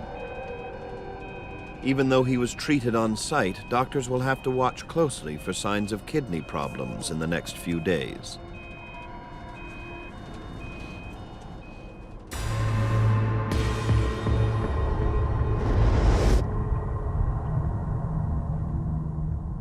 By late afternoon, many rescuers have left the accident site, certain that there are no more survivors. But Dr. Hase's team isn't so sure. After they've delivered Junko to hospital, they return to the wreckage.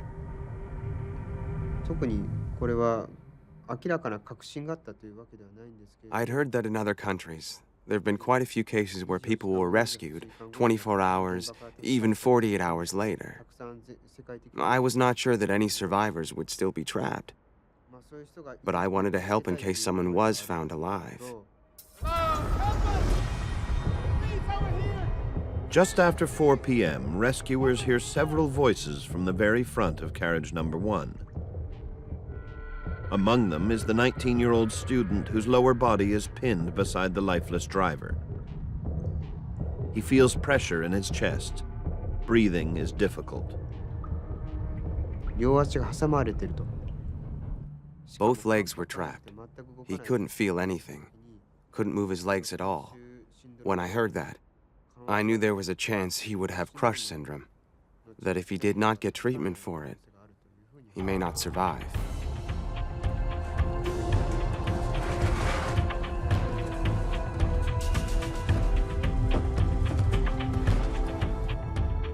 The team's intern, Dr. Hiroaki Nagata, works his way toward the driver's demolished cabin.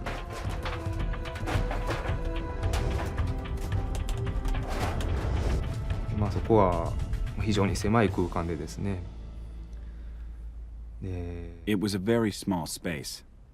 The train was crushed in like that, and there were a lot of dead people, dead bodies. It's not a nice way of saying it, but they looked like bats hanging down.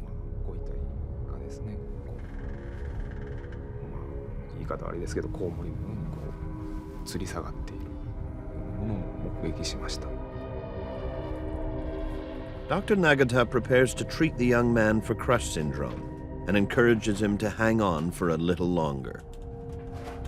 そうですね、もうあかんわ言って弱気な発言をされてる時もありましたね。言い方悪いですけどアホか言うて。He actually sometimes said I might just give up. When he said that, I told him, don't be a fool. That rescuers are trying to get to him. So until they reach you, until they save you, you can't give up. That's what I told him.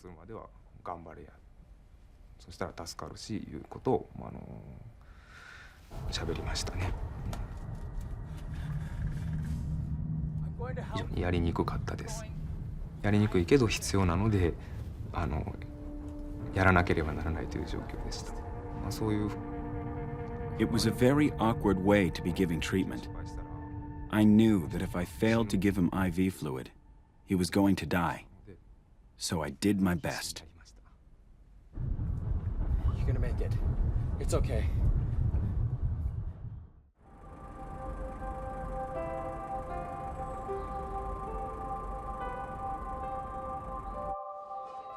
Junko's mother has found out that there's a badly injured survivor in Osaka General Hospital who could be Junko. Are there braces?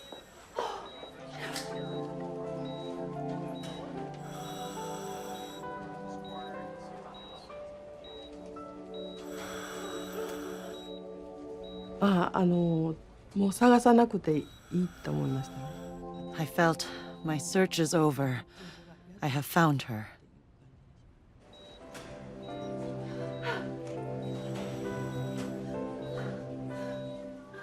Junko is still breathing, but only just. Her doctor estimates that her chance of survival is a mere 1%.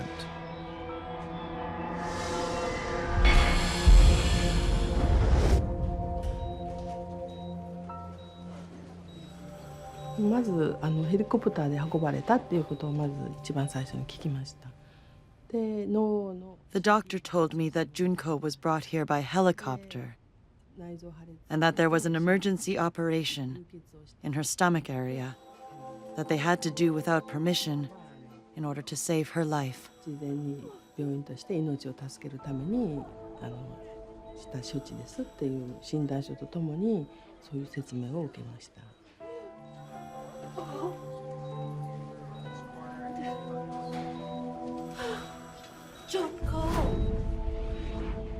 Junko has suffered a severe blow to the head.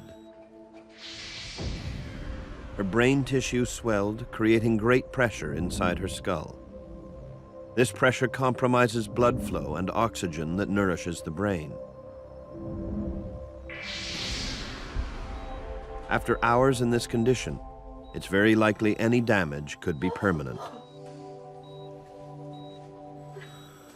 一応手術して処置は一応全部するだけのことは処置はしましたから、あとはThey'd done all they could. The doctor told me that we'd have to see what happened over the next 3 days, that there could be brain damage. 脳を打ってるので。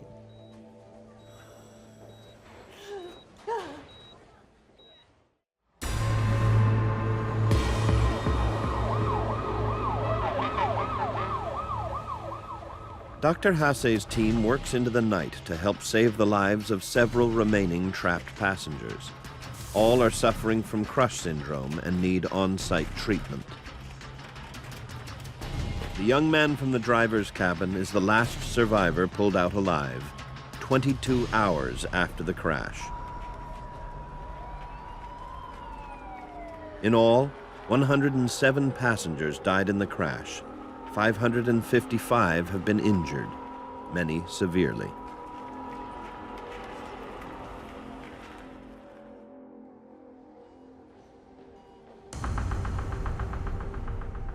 Kiyoshi Yoshida's injuries are so serious that he stays in the hospital for more than 2 months.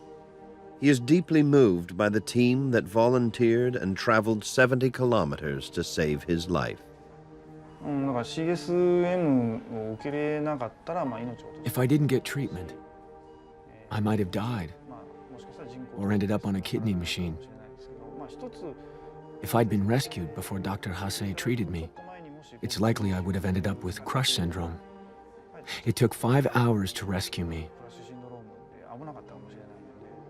But that means I was treated by Dr. Hase. There was luck in a very unlucky situation. He wrote a book about his life and death experience on train number 5418. It's good of you to stay with me. It's a long day for you. After the accident, Junko Suzuki lies in a coma for many months. Her family keeps a constant vigil at her bedside.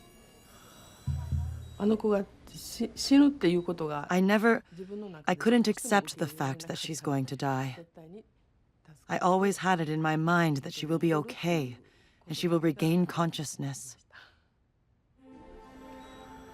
One day, 6 months after the accident, Junko finally wakes up. Oh, Junko. Junko, you're awake. Mom, here, Junko. Oh, I don't believe it. I was taking care of Junko all the time. I was so happy that I was her mother when she called my name.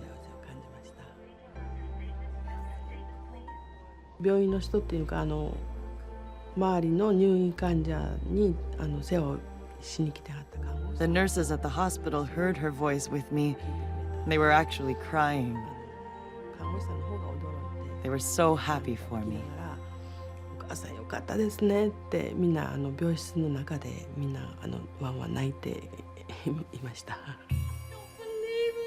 Oh, yes, Junko. Junko did suffer some brain damage, but after intensive rehabilitation, she is back home with her family. She's become something of a national hero. Support has poured in from across Japan. I was really relieved that I was alive. 杉純子さんが5ヶ月ぶりに意識戻ったっていうことは、もう本当に奇跡。 It was a miracle that Junko Suzuki regained her consciousness. A series of miracles. Dr. Akatomi often goes to visit Junko and her family, even though he now works 3 hours away in Tokyo. Junko's life changed forever the day train number 5418 went off the rails. But she hasn't lost her artistic dreams. I've got good eyesight, and I've got capable hands, so I would like to find some kind of job using my hands.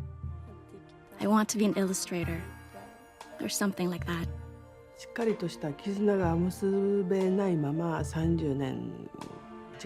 She was my daughter. But for 30 years, we'd never really been that close. I've been given the chance to raise my daughter again. We can actually start again. I feel that.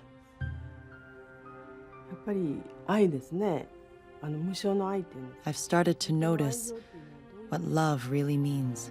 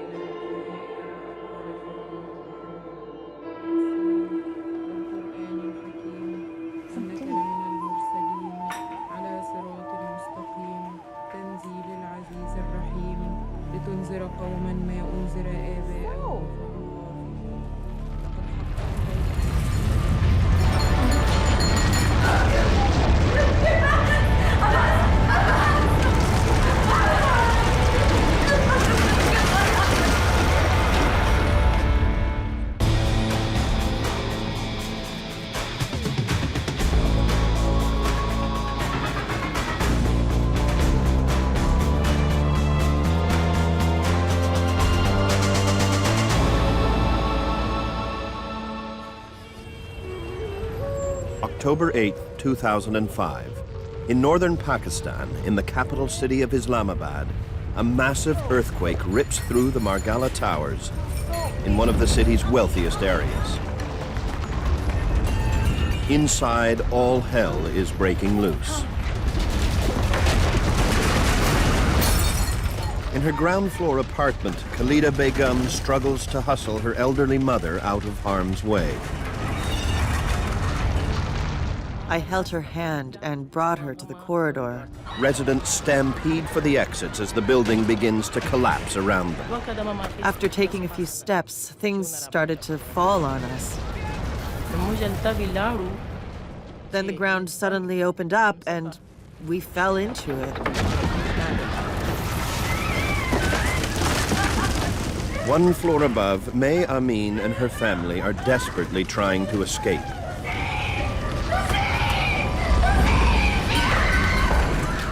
But the earthquake's force is swift and deadly.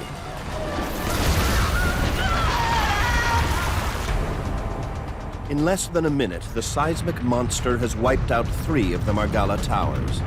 The residents who couldn't escape in time were instantly entombed.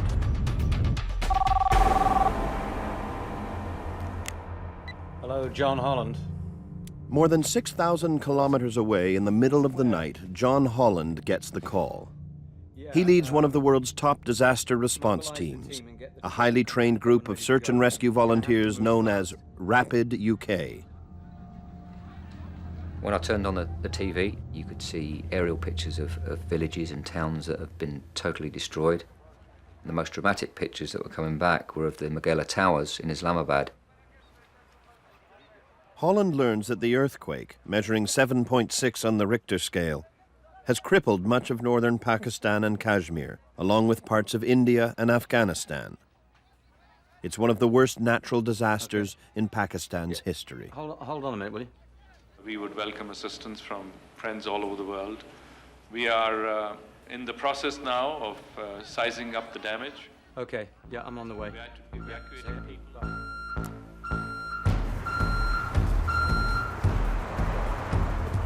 Nearly 1,200 kilos of special high-tech equipment are loaded for the mission. Everything from stretchers and rescue packs to high-tech searching devices like thermal imagers and vibraphones.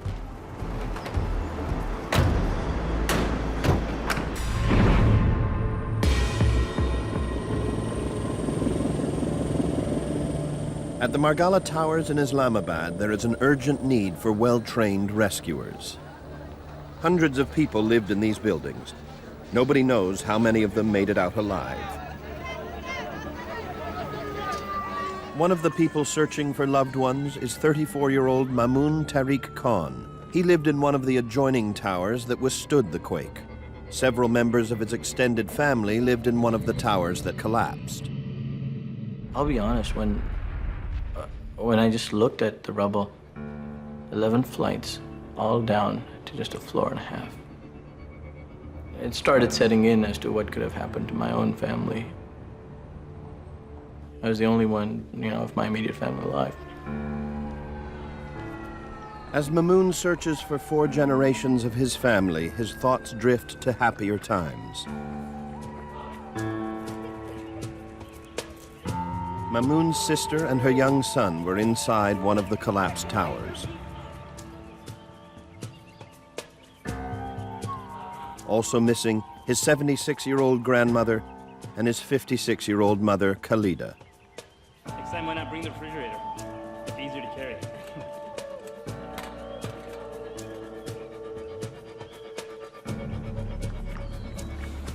During this state of intense loss, I heard my sister's voice. I turned around, she was holding her baby in her arms. Mamoon's sister and her son narrowly escaped before the tower collapsed. The very next thing was, where's Mom and Grandma? And she says, they're right behind me.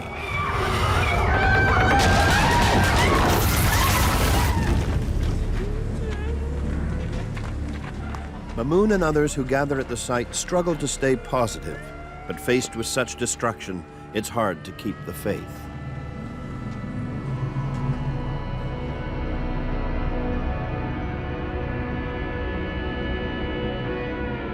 Even the most optimistic would find it hard to believe that under thousands of tons of rubble, the weight of 10 collapsed floors, Mamoun's mother and grandmother are still alive. They are trapped in a tiny, hollow space. If the mountain of rubble shifts even slightly, it will crush them. I thought it was the end of the world. I was thinking that only my mother and I had survived and everyone else had died. Khalida's mother, Ma Bibi, is barely alive.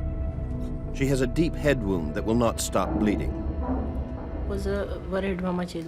I was very worried about my mom since she was not in good shape. She was vomiting and I could smell blood. I was expecting death at any time.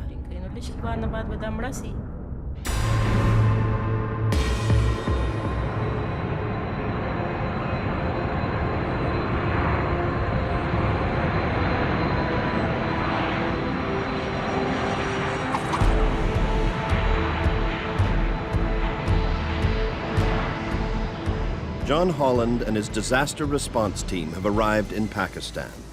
We were met at the airport by the British Embassy, Pakistan government officials, the military, the police, and because we were the first international rescue team there, everybody wanted us.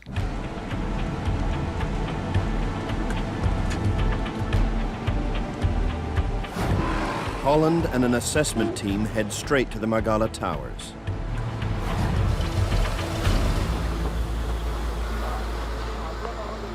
He evaluates the damage while other Rapid UK members load equipment back at the airport.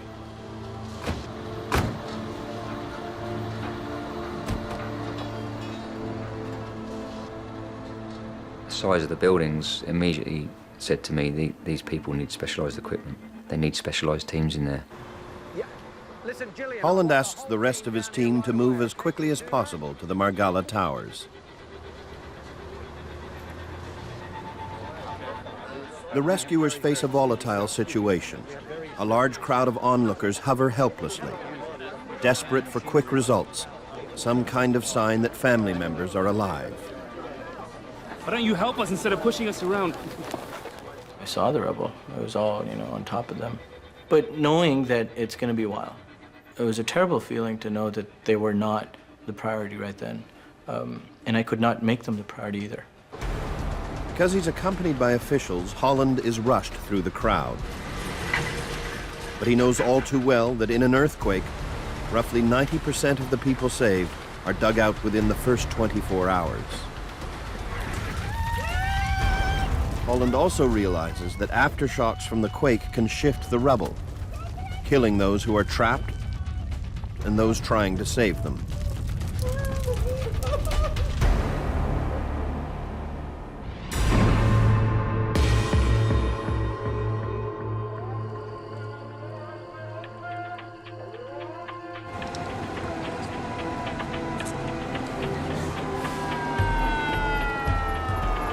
The rest of the Rapid UK team arrives and kicks into action.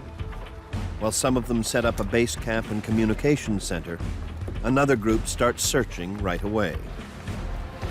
Anthony, can you put it near the generator, I think? One of the members is Gillian Dacey, the team's medic. Like all Rapid UK members, she is specially trained.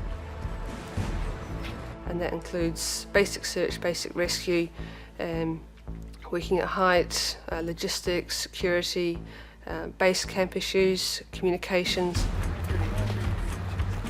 The mission has been meticulously planned. Nothing has been left to chance. The camp is fully equipped. We're a self-sufficient team, so we take out our own food, which is sort of pre-packaged sealed ration packs. We take a small amount of water to start us off until we find a local supply. We take all our own search equipment, rescue equipment, take our own toilet equipment, so we're not a burden on the local people or environment. At the heart of the operation is a state-of-the-art communication hub.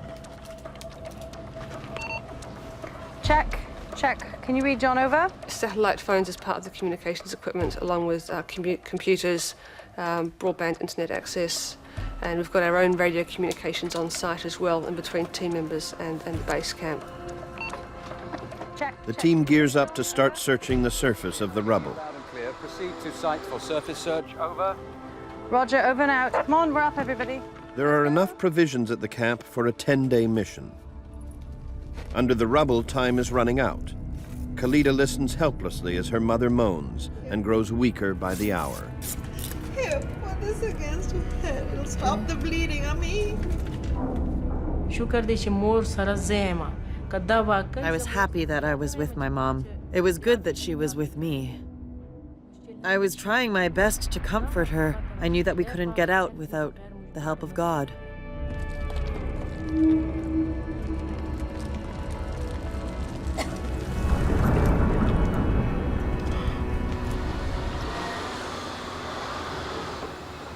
John Holland and his team need to take control of the noisy and crowded disaster site. Before we can start search and rescue operations, the first thing we have to do is clear the rubble. And we're looking at thousands of people on and around the rubble.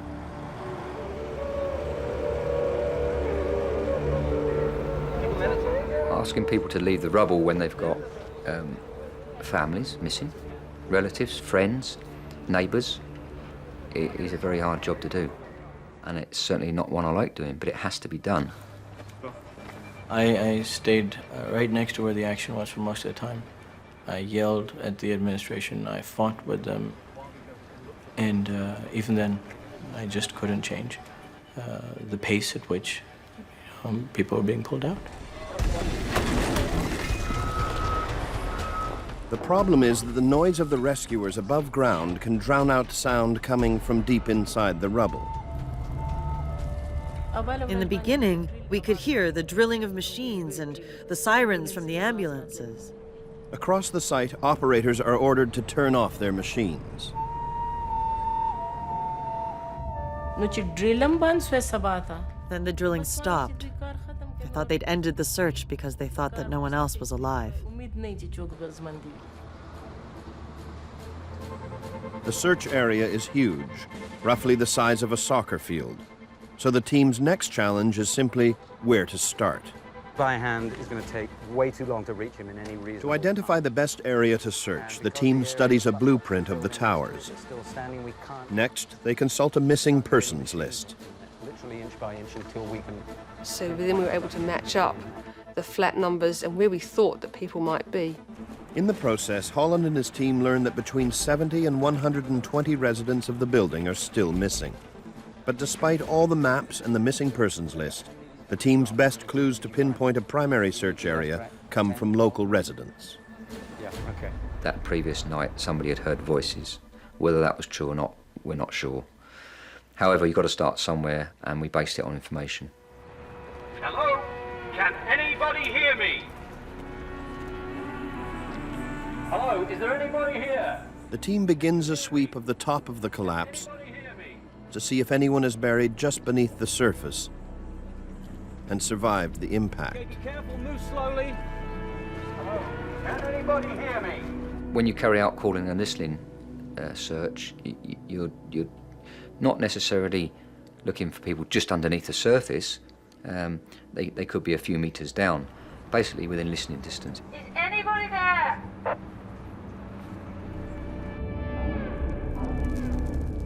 Khalida and her mother are buried so deeply they hear nothing. It was very scary. We were so buried that we couldn't hear anyone from the outside, and no one from the outside could hear us. But on the surface, there's a breakthrough. Okay, everybody over here. Do you have any injuries? After just 45 minutes, the rescuers find their first survivor. What is your name?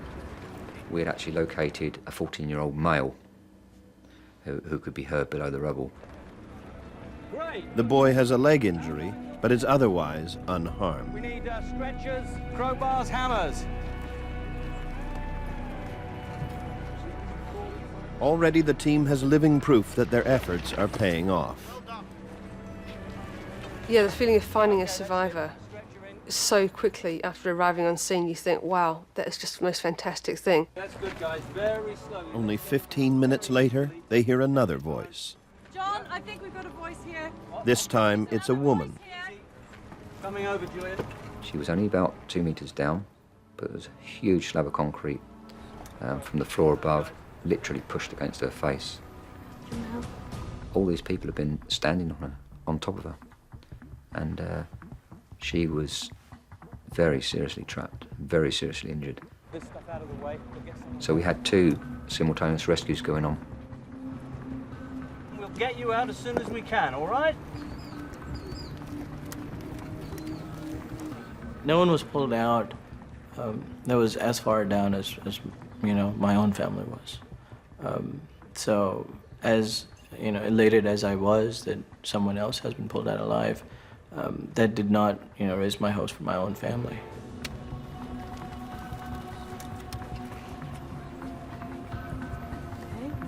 The first thing we did was to try and clear the dust away from her face.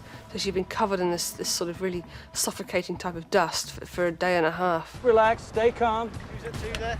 All available first.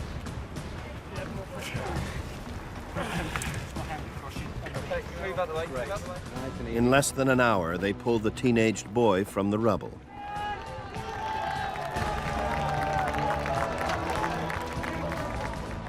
But it takes a full 6 hours to free the woman from under the concrete slab. One of her legs will have to be amputated, but she will recover.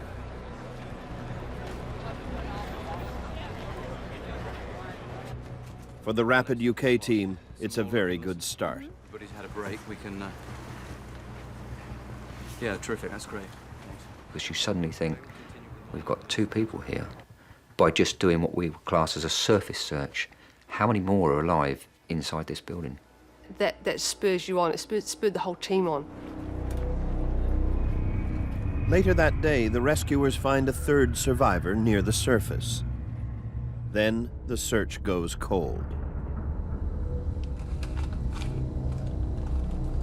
I was remembering those moments just before the earthquake, and I was thinking what a good moment it was.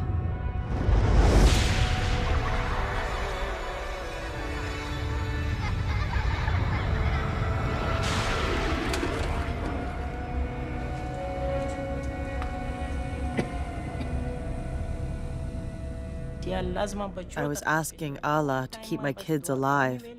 I was asking this of Allah all the time.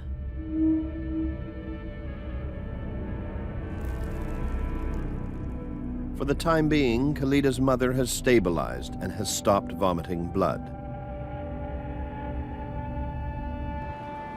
Hope was all but gone at this point in time. They hadn't found someone for a good 10 hours, I think. I clearly realized that, you know, it was hard for them to survive 11 flights falling on them.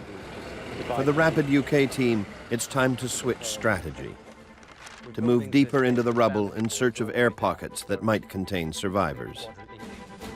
It's hard to believe that anyone trapped in lower-level apartments, like Khalida and her mother, can survive such a devastating earthquake. But non-collapsible objects like sturdy couches, stoves, and filing cabinets are capable of bearing the weight of a collapse. These objects can also create air pockets and hollows known as voids. It's in these spaces that survivors might be found. It can be the pockets that form from the collapsed roof, or it can be stairwells, lift shafts, anywhere we think there's a space. You could see voids from the outside. So if you can see voids from the outside, then it's fairly guaranteed that there's going to be voids on the inside. I guess it comes down to where you are in the building at the time, and a bit of luck. If you happen to be standing in a place that's going to form a void when the building collapses, I mean that's fantastic. But if you're trapped in an area, if you're trapped under a beam, then yeah, there's no chance. To hear survivors in the deepest voids, rescuers need special listening equipment. Okay, let's get the probes down, boys. Ready?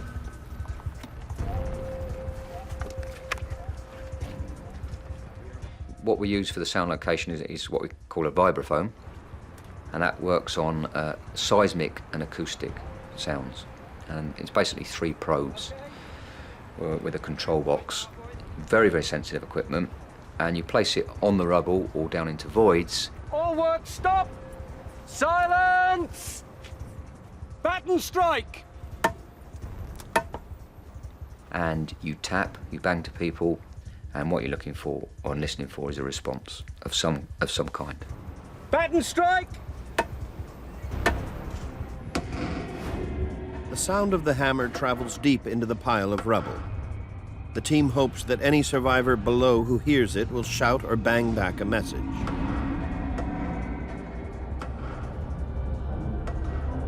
Help me! Please, please, please help!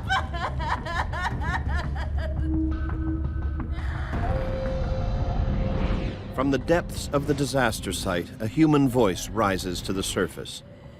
One of the team members who was on the headsets said that he thought he could hear a voice.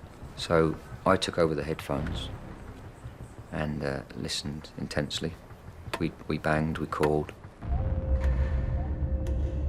Please!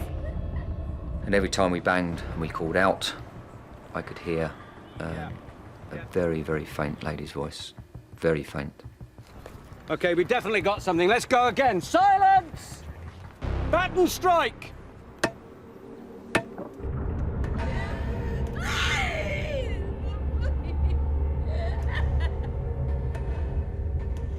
She was very deeply buried, and she sounded very, very desperate.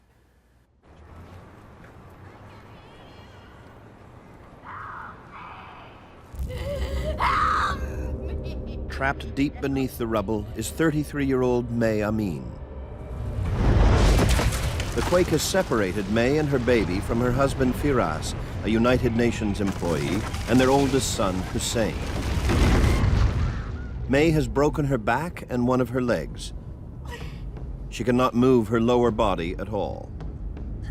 But for the rescuers, the question remains, where is she? She was a long way down, and we had thousands and thousands of tons of rubble. I mean, the first thing that really went through my mind, to be honest, was how the hell are we going to get to her? Stu, keep this probe here. They try for a stronger signal, one that will help them better pinpoint her location. Let me know when you're ready, boys. We tried going down the face of the rubble, literally each layer, calling in. Hello? Can anybody? But we couldn't get a better contact at all. If we could get a stronger signal, just say halfway down the rubble, then we could say she's in that area. And there's different techniques of placing these probes to try and narrow down the possible search area. But it is a bit like looking for a needle in a haystack. Rapid strike! Let's repo again. Those two still stay there. Okay, let's go in one more position. All right? They are unable to get a stronger signal. Then suddenly, the signal disappears altogether. We called, there was no answer, and we thought, well, what sort of happened? We thought, you know, it's taken this long. Why did the voice go away? Why did we lose contact with her? What have we done to have lost contact with her? And that really did affect all of us, I think, in some way or other. More than 30 hours have passed since the quake. What the rescuers don't know is that May Amin's 2-year-old son Abbas is also trapped in the rubble.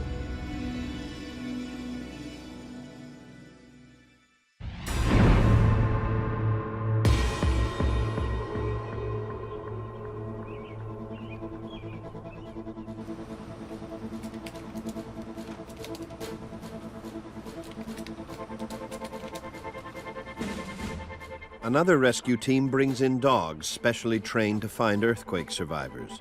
But because the bodies are buried so deeply, the dogs are unable to pick up their scent. Yes, that's it. It's perfect. It's working. Lower away. The Rapid UK team turns to another high-tech search tool.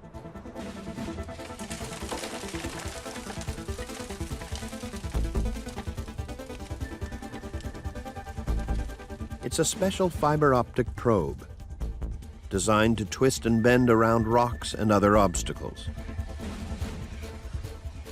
Fiber optic probe is known as a snake eye. It's a camera basically on a cable and a pole, and it gives you an image of basically what you can see. It's in colour, has its own light source, and you have a control box which basically shows the image, whatever it's looking at.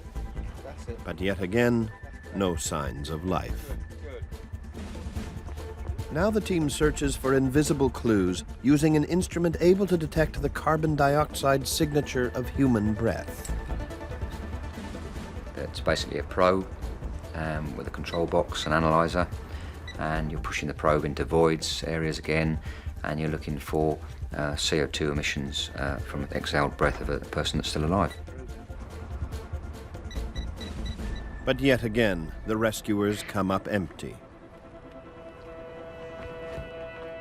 For John Holland and the others, May Amin's voice, reaching out from deep under the earth, continues to haunt them. There was no point whatsoever that I thought about stopping the search for her. Because in my mind, she was alive. We were not going to give up on her, because you'd have regretted that for the rest of your life. So that was never an option. We know it's a woman and we think... In order to continue the search, they have to resort to a riskier method, digging machines.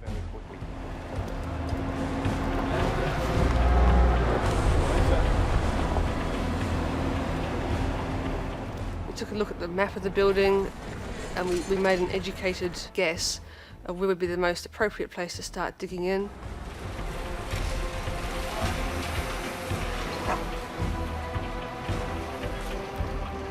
Back at the camp, John Holland gets an unexpected break. Zone 2 to base. Zone 2 to base. Zone 2 base here. Go ahead. I was called on the radio to come back because a small void had been exposed that looked like it went further into the rubble. The void is so small that only one person can enter at a time. And we could only get in probably about 1.5 meters at this stage because it was just so small. I managed to get top half of my body in because I'm quite a small guy, so I can get in there. Is there anybody here? Can you hear my voice? Called out, and amazingly, she called back. And I knew straight away it was the same voice. Suddenly, May Amin's voice is coming in loud and clear. She must be close by. It's amazing. Absolutely amazing. And that was a huge, huge lift for the team. But then it all starts again. Exactly where is she? Now the hell are we going to get her out? Holland burrows through the ground toward the voice. Lined with broken debris, the tunnel is too small to bring in disc cutters and chainsaws. A lot of the rescues come down to using your bare hands and small tools, which is back-breaking work, and obviously it lengthens the rescue. Everywhere around him is the reminder of death.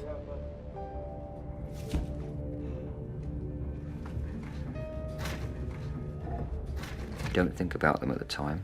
You know they're there. You try and cover them up. You try and put them out of your mind.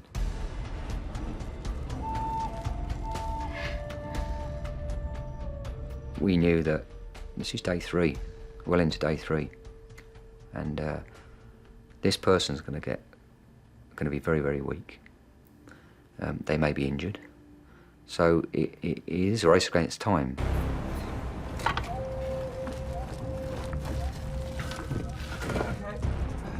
Moving anything in or out of the tunnel requires slow and laborious teamwork. To make his way toward the voice, Holland and his team must clear a path through heavily compressed debris.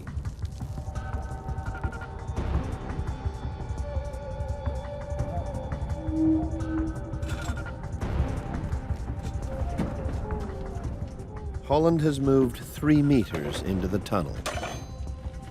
Can anybody hear me? I can hear you. My name is May. May Amin. Please. It is important to reconnect with May.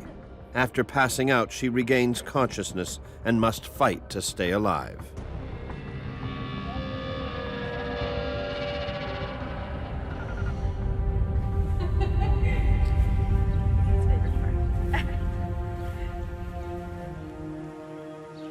Smile. I love you.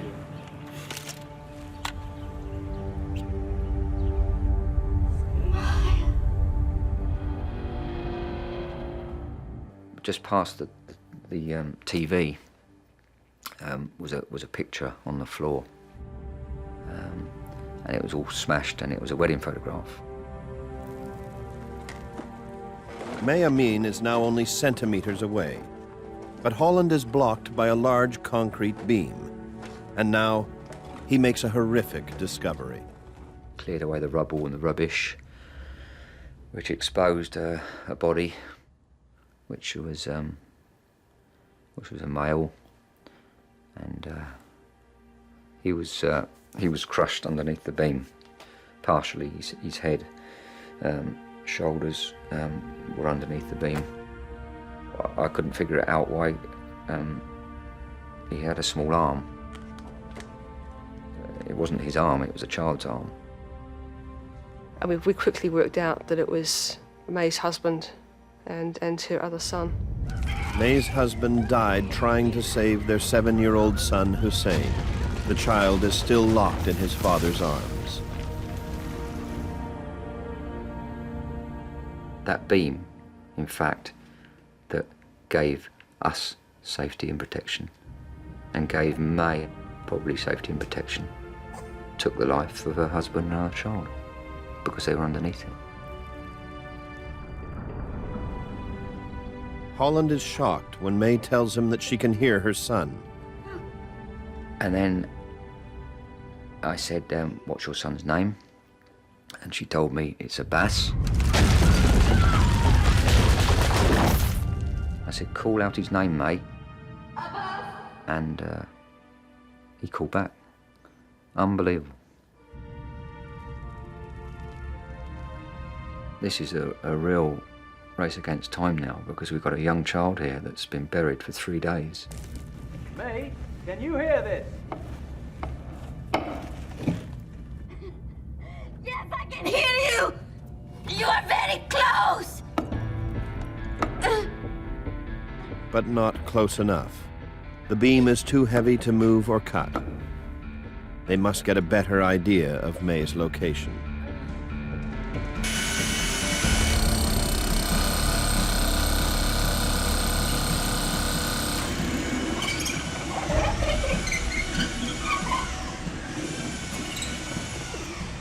May, can you see the light? I can see you.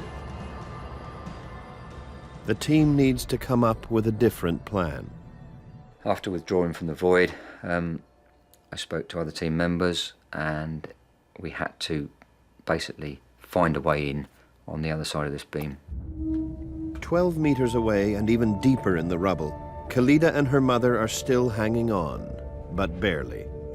I was asking God that if my children had survived, then to save me too. But if, God forbid, my children were dead, then not to let me get out alive. Let me die too. Rapid UK is busy digging a new tunnel to get to May Amin. This one is even tighter than the last. Again, was with hands, just clearing the rubble out with hands, and then chopping up the tape. Was a table in there, so getting rid of that with a saw. Working in an area that you can't turn, you can hardly turn your head, is very, very hard. They are stopped dead by an iron bar 40 millimeters thick. We had equipment that would have cut it, but we couldn't get it in there. Instead, they bring in a hydraulic pump connected to a small jack.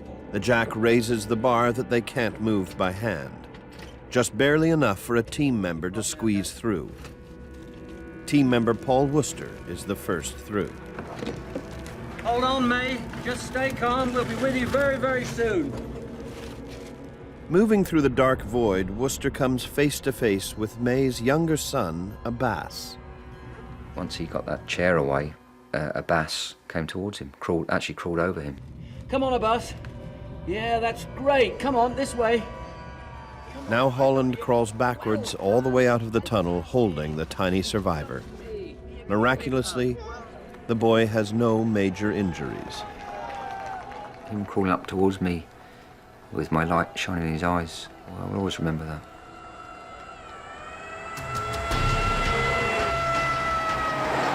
The badly injured May needs medical attention urgently. Initial information that had come out from her was that she had pain in her back and her legs, and that she might have been trapped in some way, which immediately to us was starting to ring alarm bells in terms of medically just how that was going to affect her if we started to move her. Because of those injuries, Gillian Dacey, the team medic, is sent in.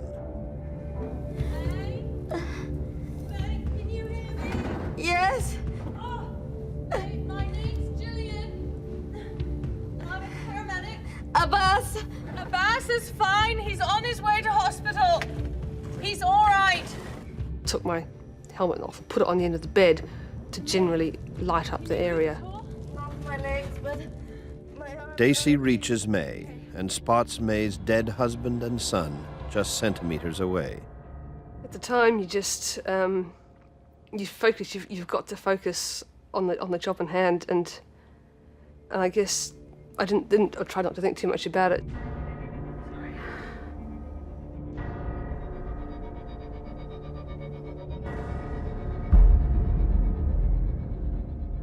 I don't believe that May had any idea that they were there because she was in a dark room, dark void.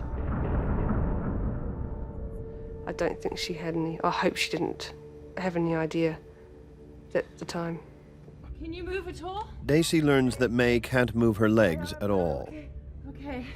And I was thinking, my gosh, ideally to treat her for those sort of injuries, I need certain spinal stretches and I need all sorts of things, but realistically in that environment, I knew that was not going to be an option. We're not going to get a stretcher in here. We're going to need a drag sheet. Can you get me a drag sheet? Since May is unable to get out on her own, the only solution is to drag her out. And the most simple tool was to get what we call a carry sheet or a drag sheet, which is basically a piece of a sort of heavy, durable canvas with carry handles, sort of canvas loops sewn into the side of it. And so that was passed down the tunnel to me. Okay, we're ready to go. Pull. And I know that caused her some discomfort on the way out, but she was very, very good about not complaining about it. Slowly, May is dragged out of the void where she's been trapped for the last 3 days. But she must still clear the metal bar that blocks the exit. It's difficult for us to get under it, and we're trained to get under those small things, but she was lying there, gripping hold of this canvas carry sheet, and then we're about to pull her through a small 10-inch sort of hole or space to get her out. Nearly 60 hours after she was buried, the rescue team has saved May Amin and her son from certain death. This massive roar and cheering just goes up. And people shouting, it's like, wow, this is amazing. The whole scene had really changed from when I went in. I had no idea of time when I went in, how long I was in there for. And when I came out and stood up, the spotlights were on. It was like being in a theatre, really. And it was a really surreal sort of feeling. And I just burst into tears. People say, that must have been a really exciting experience, or you must have been elated when they come out. No, not really. Because you're pleased that you've rescued them alive, but they've lost 2 members of their family.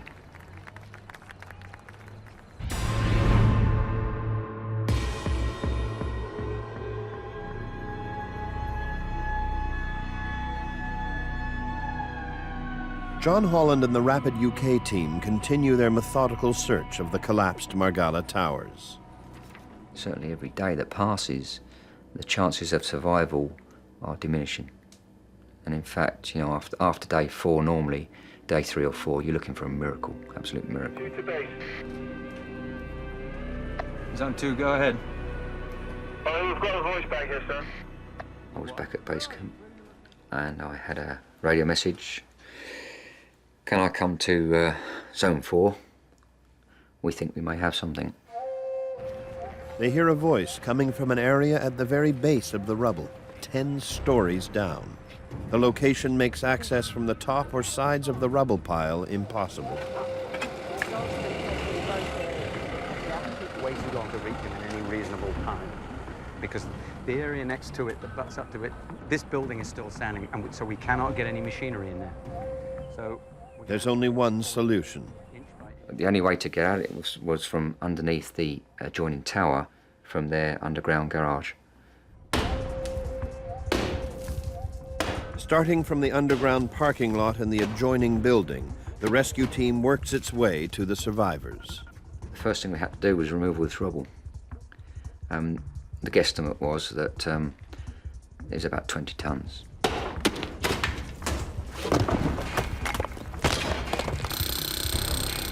Using a concrete breaker in such a confined space is so difficult that rescuers can only work in 20-minute shifts. In fact, one guy had to lay holding it across his body while the other one operated it because it was impossible to use. After hours of back-breaking work, they finally make contact. Hello, can anybody hear me down here? Mommy. The voice they hear belongs to Khalida. She and her mother are very close to death. Dei sahar bande, chima help da para, madad da para, ya Allah madad. On the 4th day, when I called for help, I heard voices coming from the outside. I didn't know if it was someone who wanted to help us or someone who was trapped and needed help.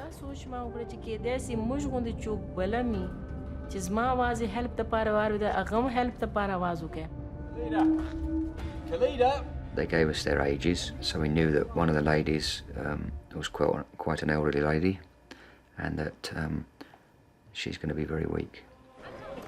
The discovery of a survivor ripples through the crowd. We try not to tell people until we're positive we've got someone and that we can get them out, because it builds up hope for people falsely. Do they know their name? Is it a woman? There was a point, 2 days into it, where I'd seen enough dead bodies come out. I had made arrangements for 2 coffins. Over the next 16 hours, more than 20 tons are moved out by hand. The rescue team works through meters of bars, pipes, and cable. Along the way, death is everywhere.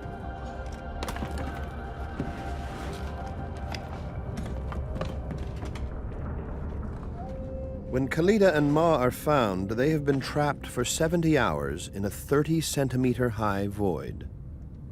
Shone a torch down the tunnel, a powerful torch, and asked if she could see it, and she could.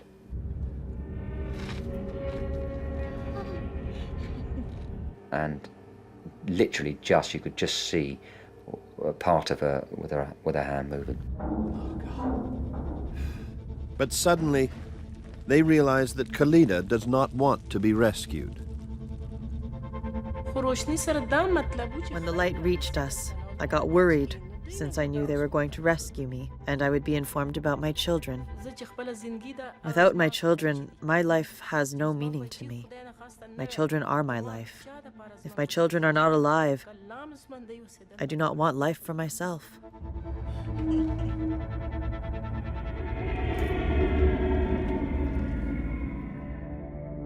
Fine, she's all right, but she's very distressed and she really needs to know that you can just turn around for a second. You and your family. To prove that the rest of Khalida's family made it out alive, her son Mamoon is brought to the tunnel.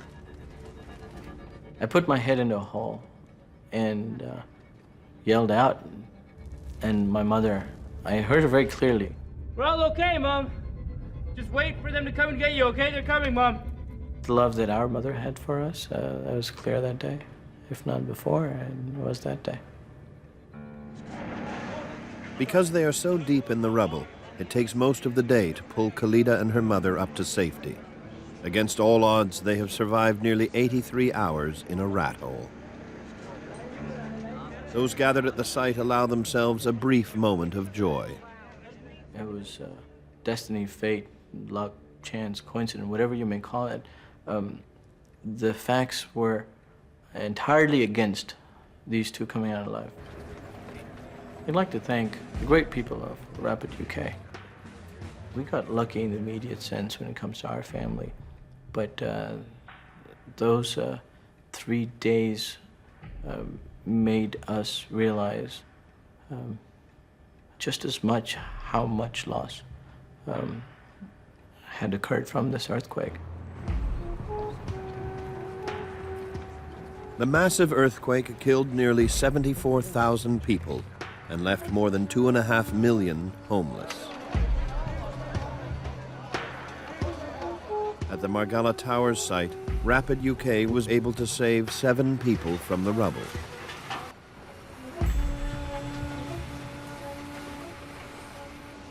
To go out there and to pull people out of a building where they may not have been able to have much chance of surviving is a huge rewarding.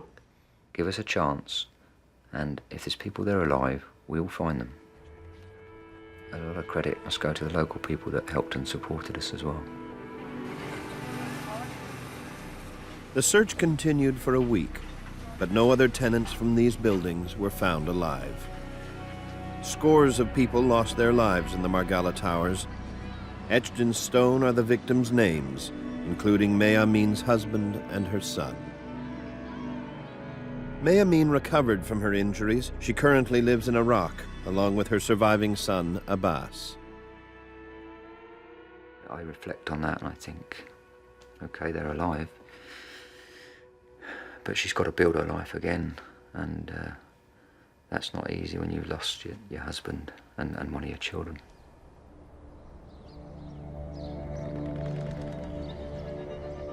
Today, what's left of the Margala Towers still stands, but the complex is condemned and slated to be demolished.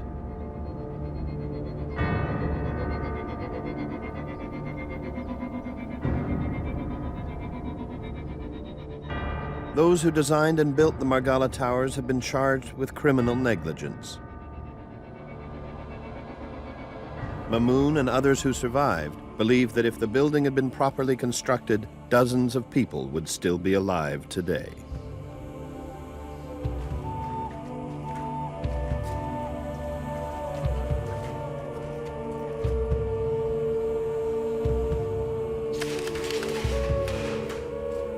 It was a ticking bomb, but we never knew about it until it fell.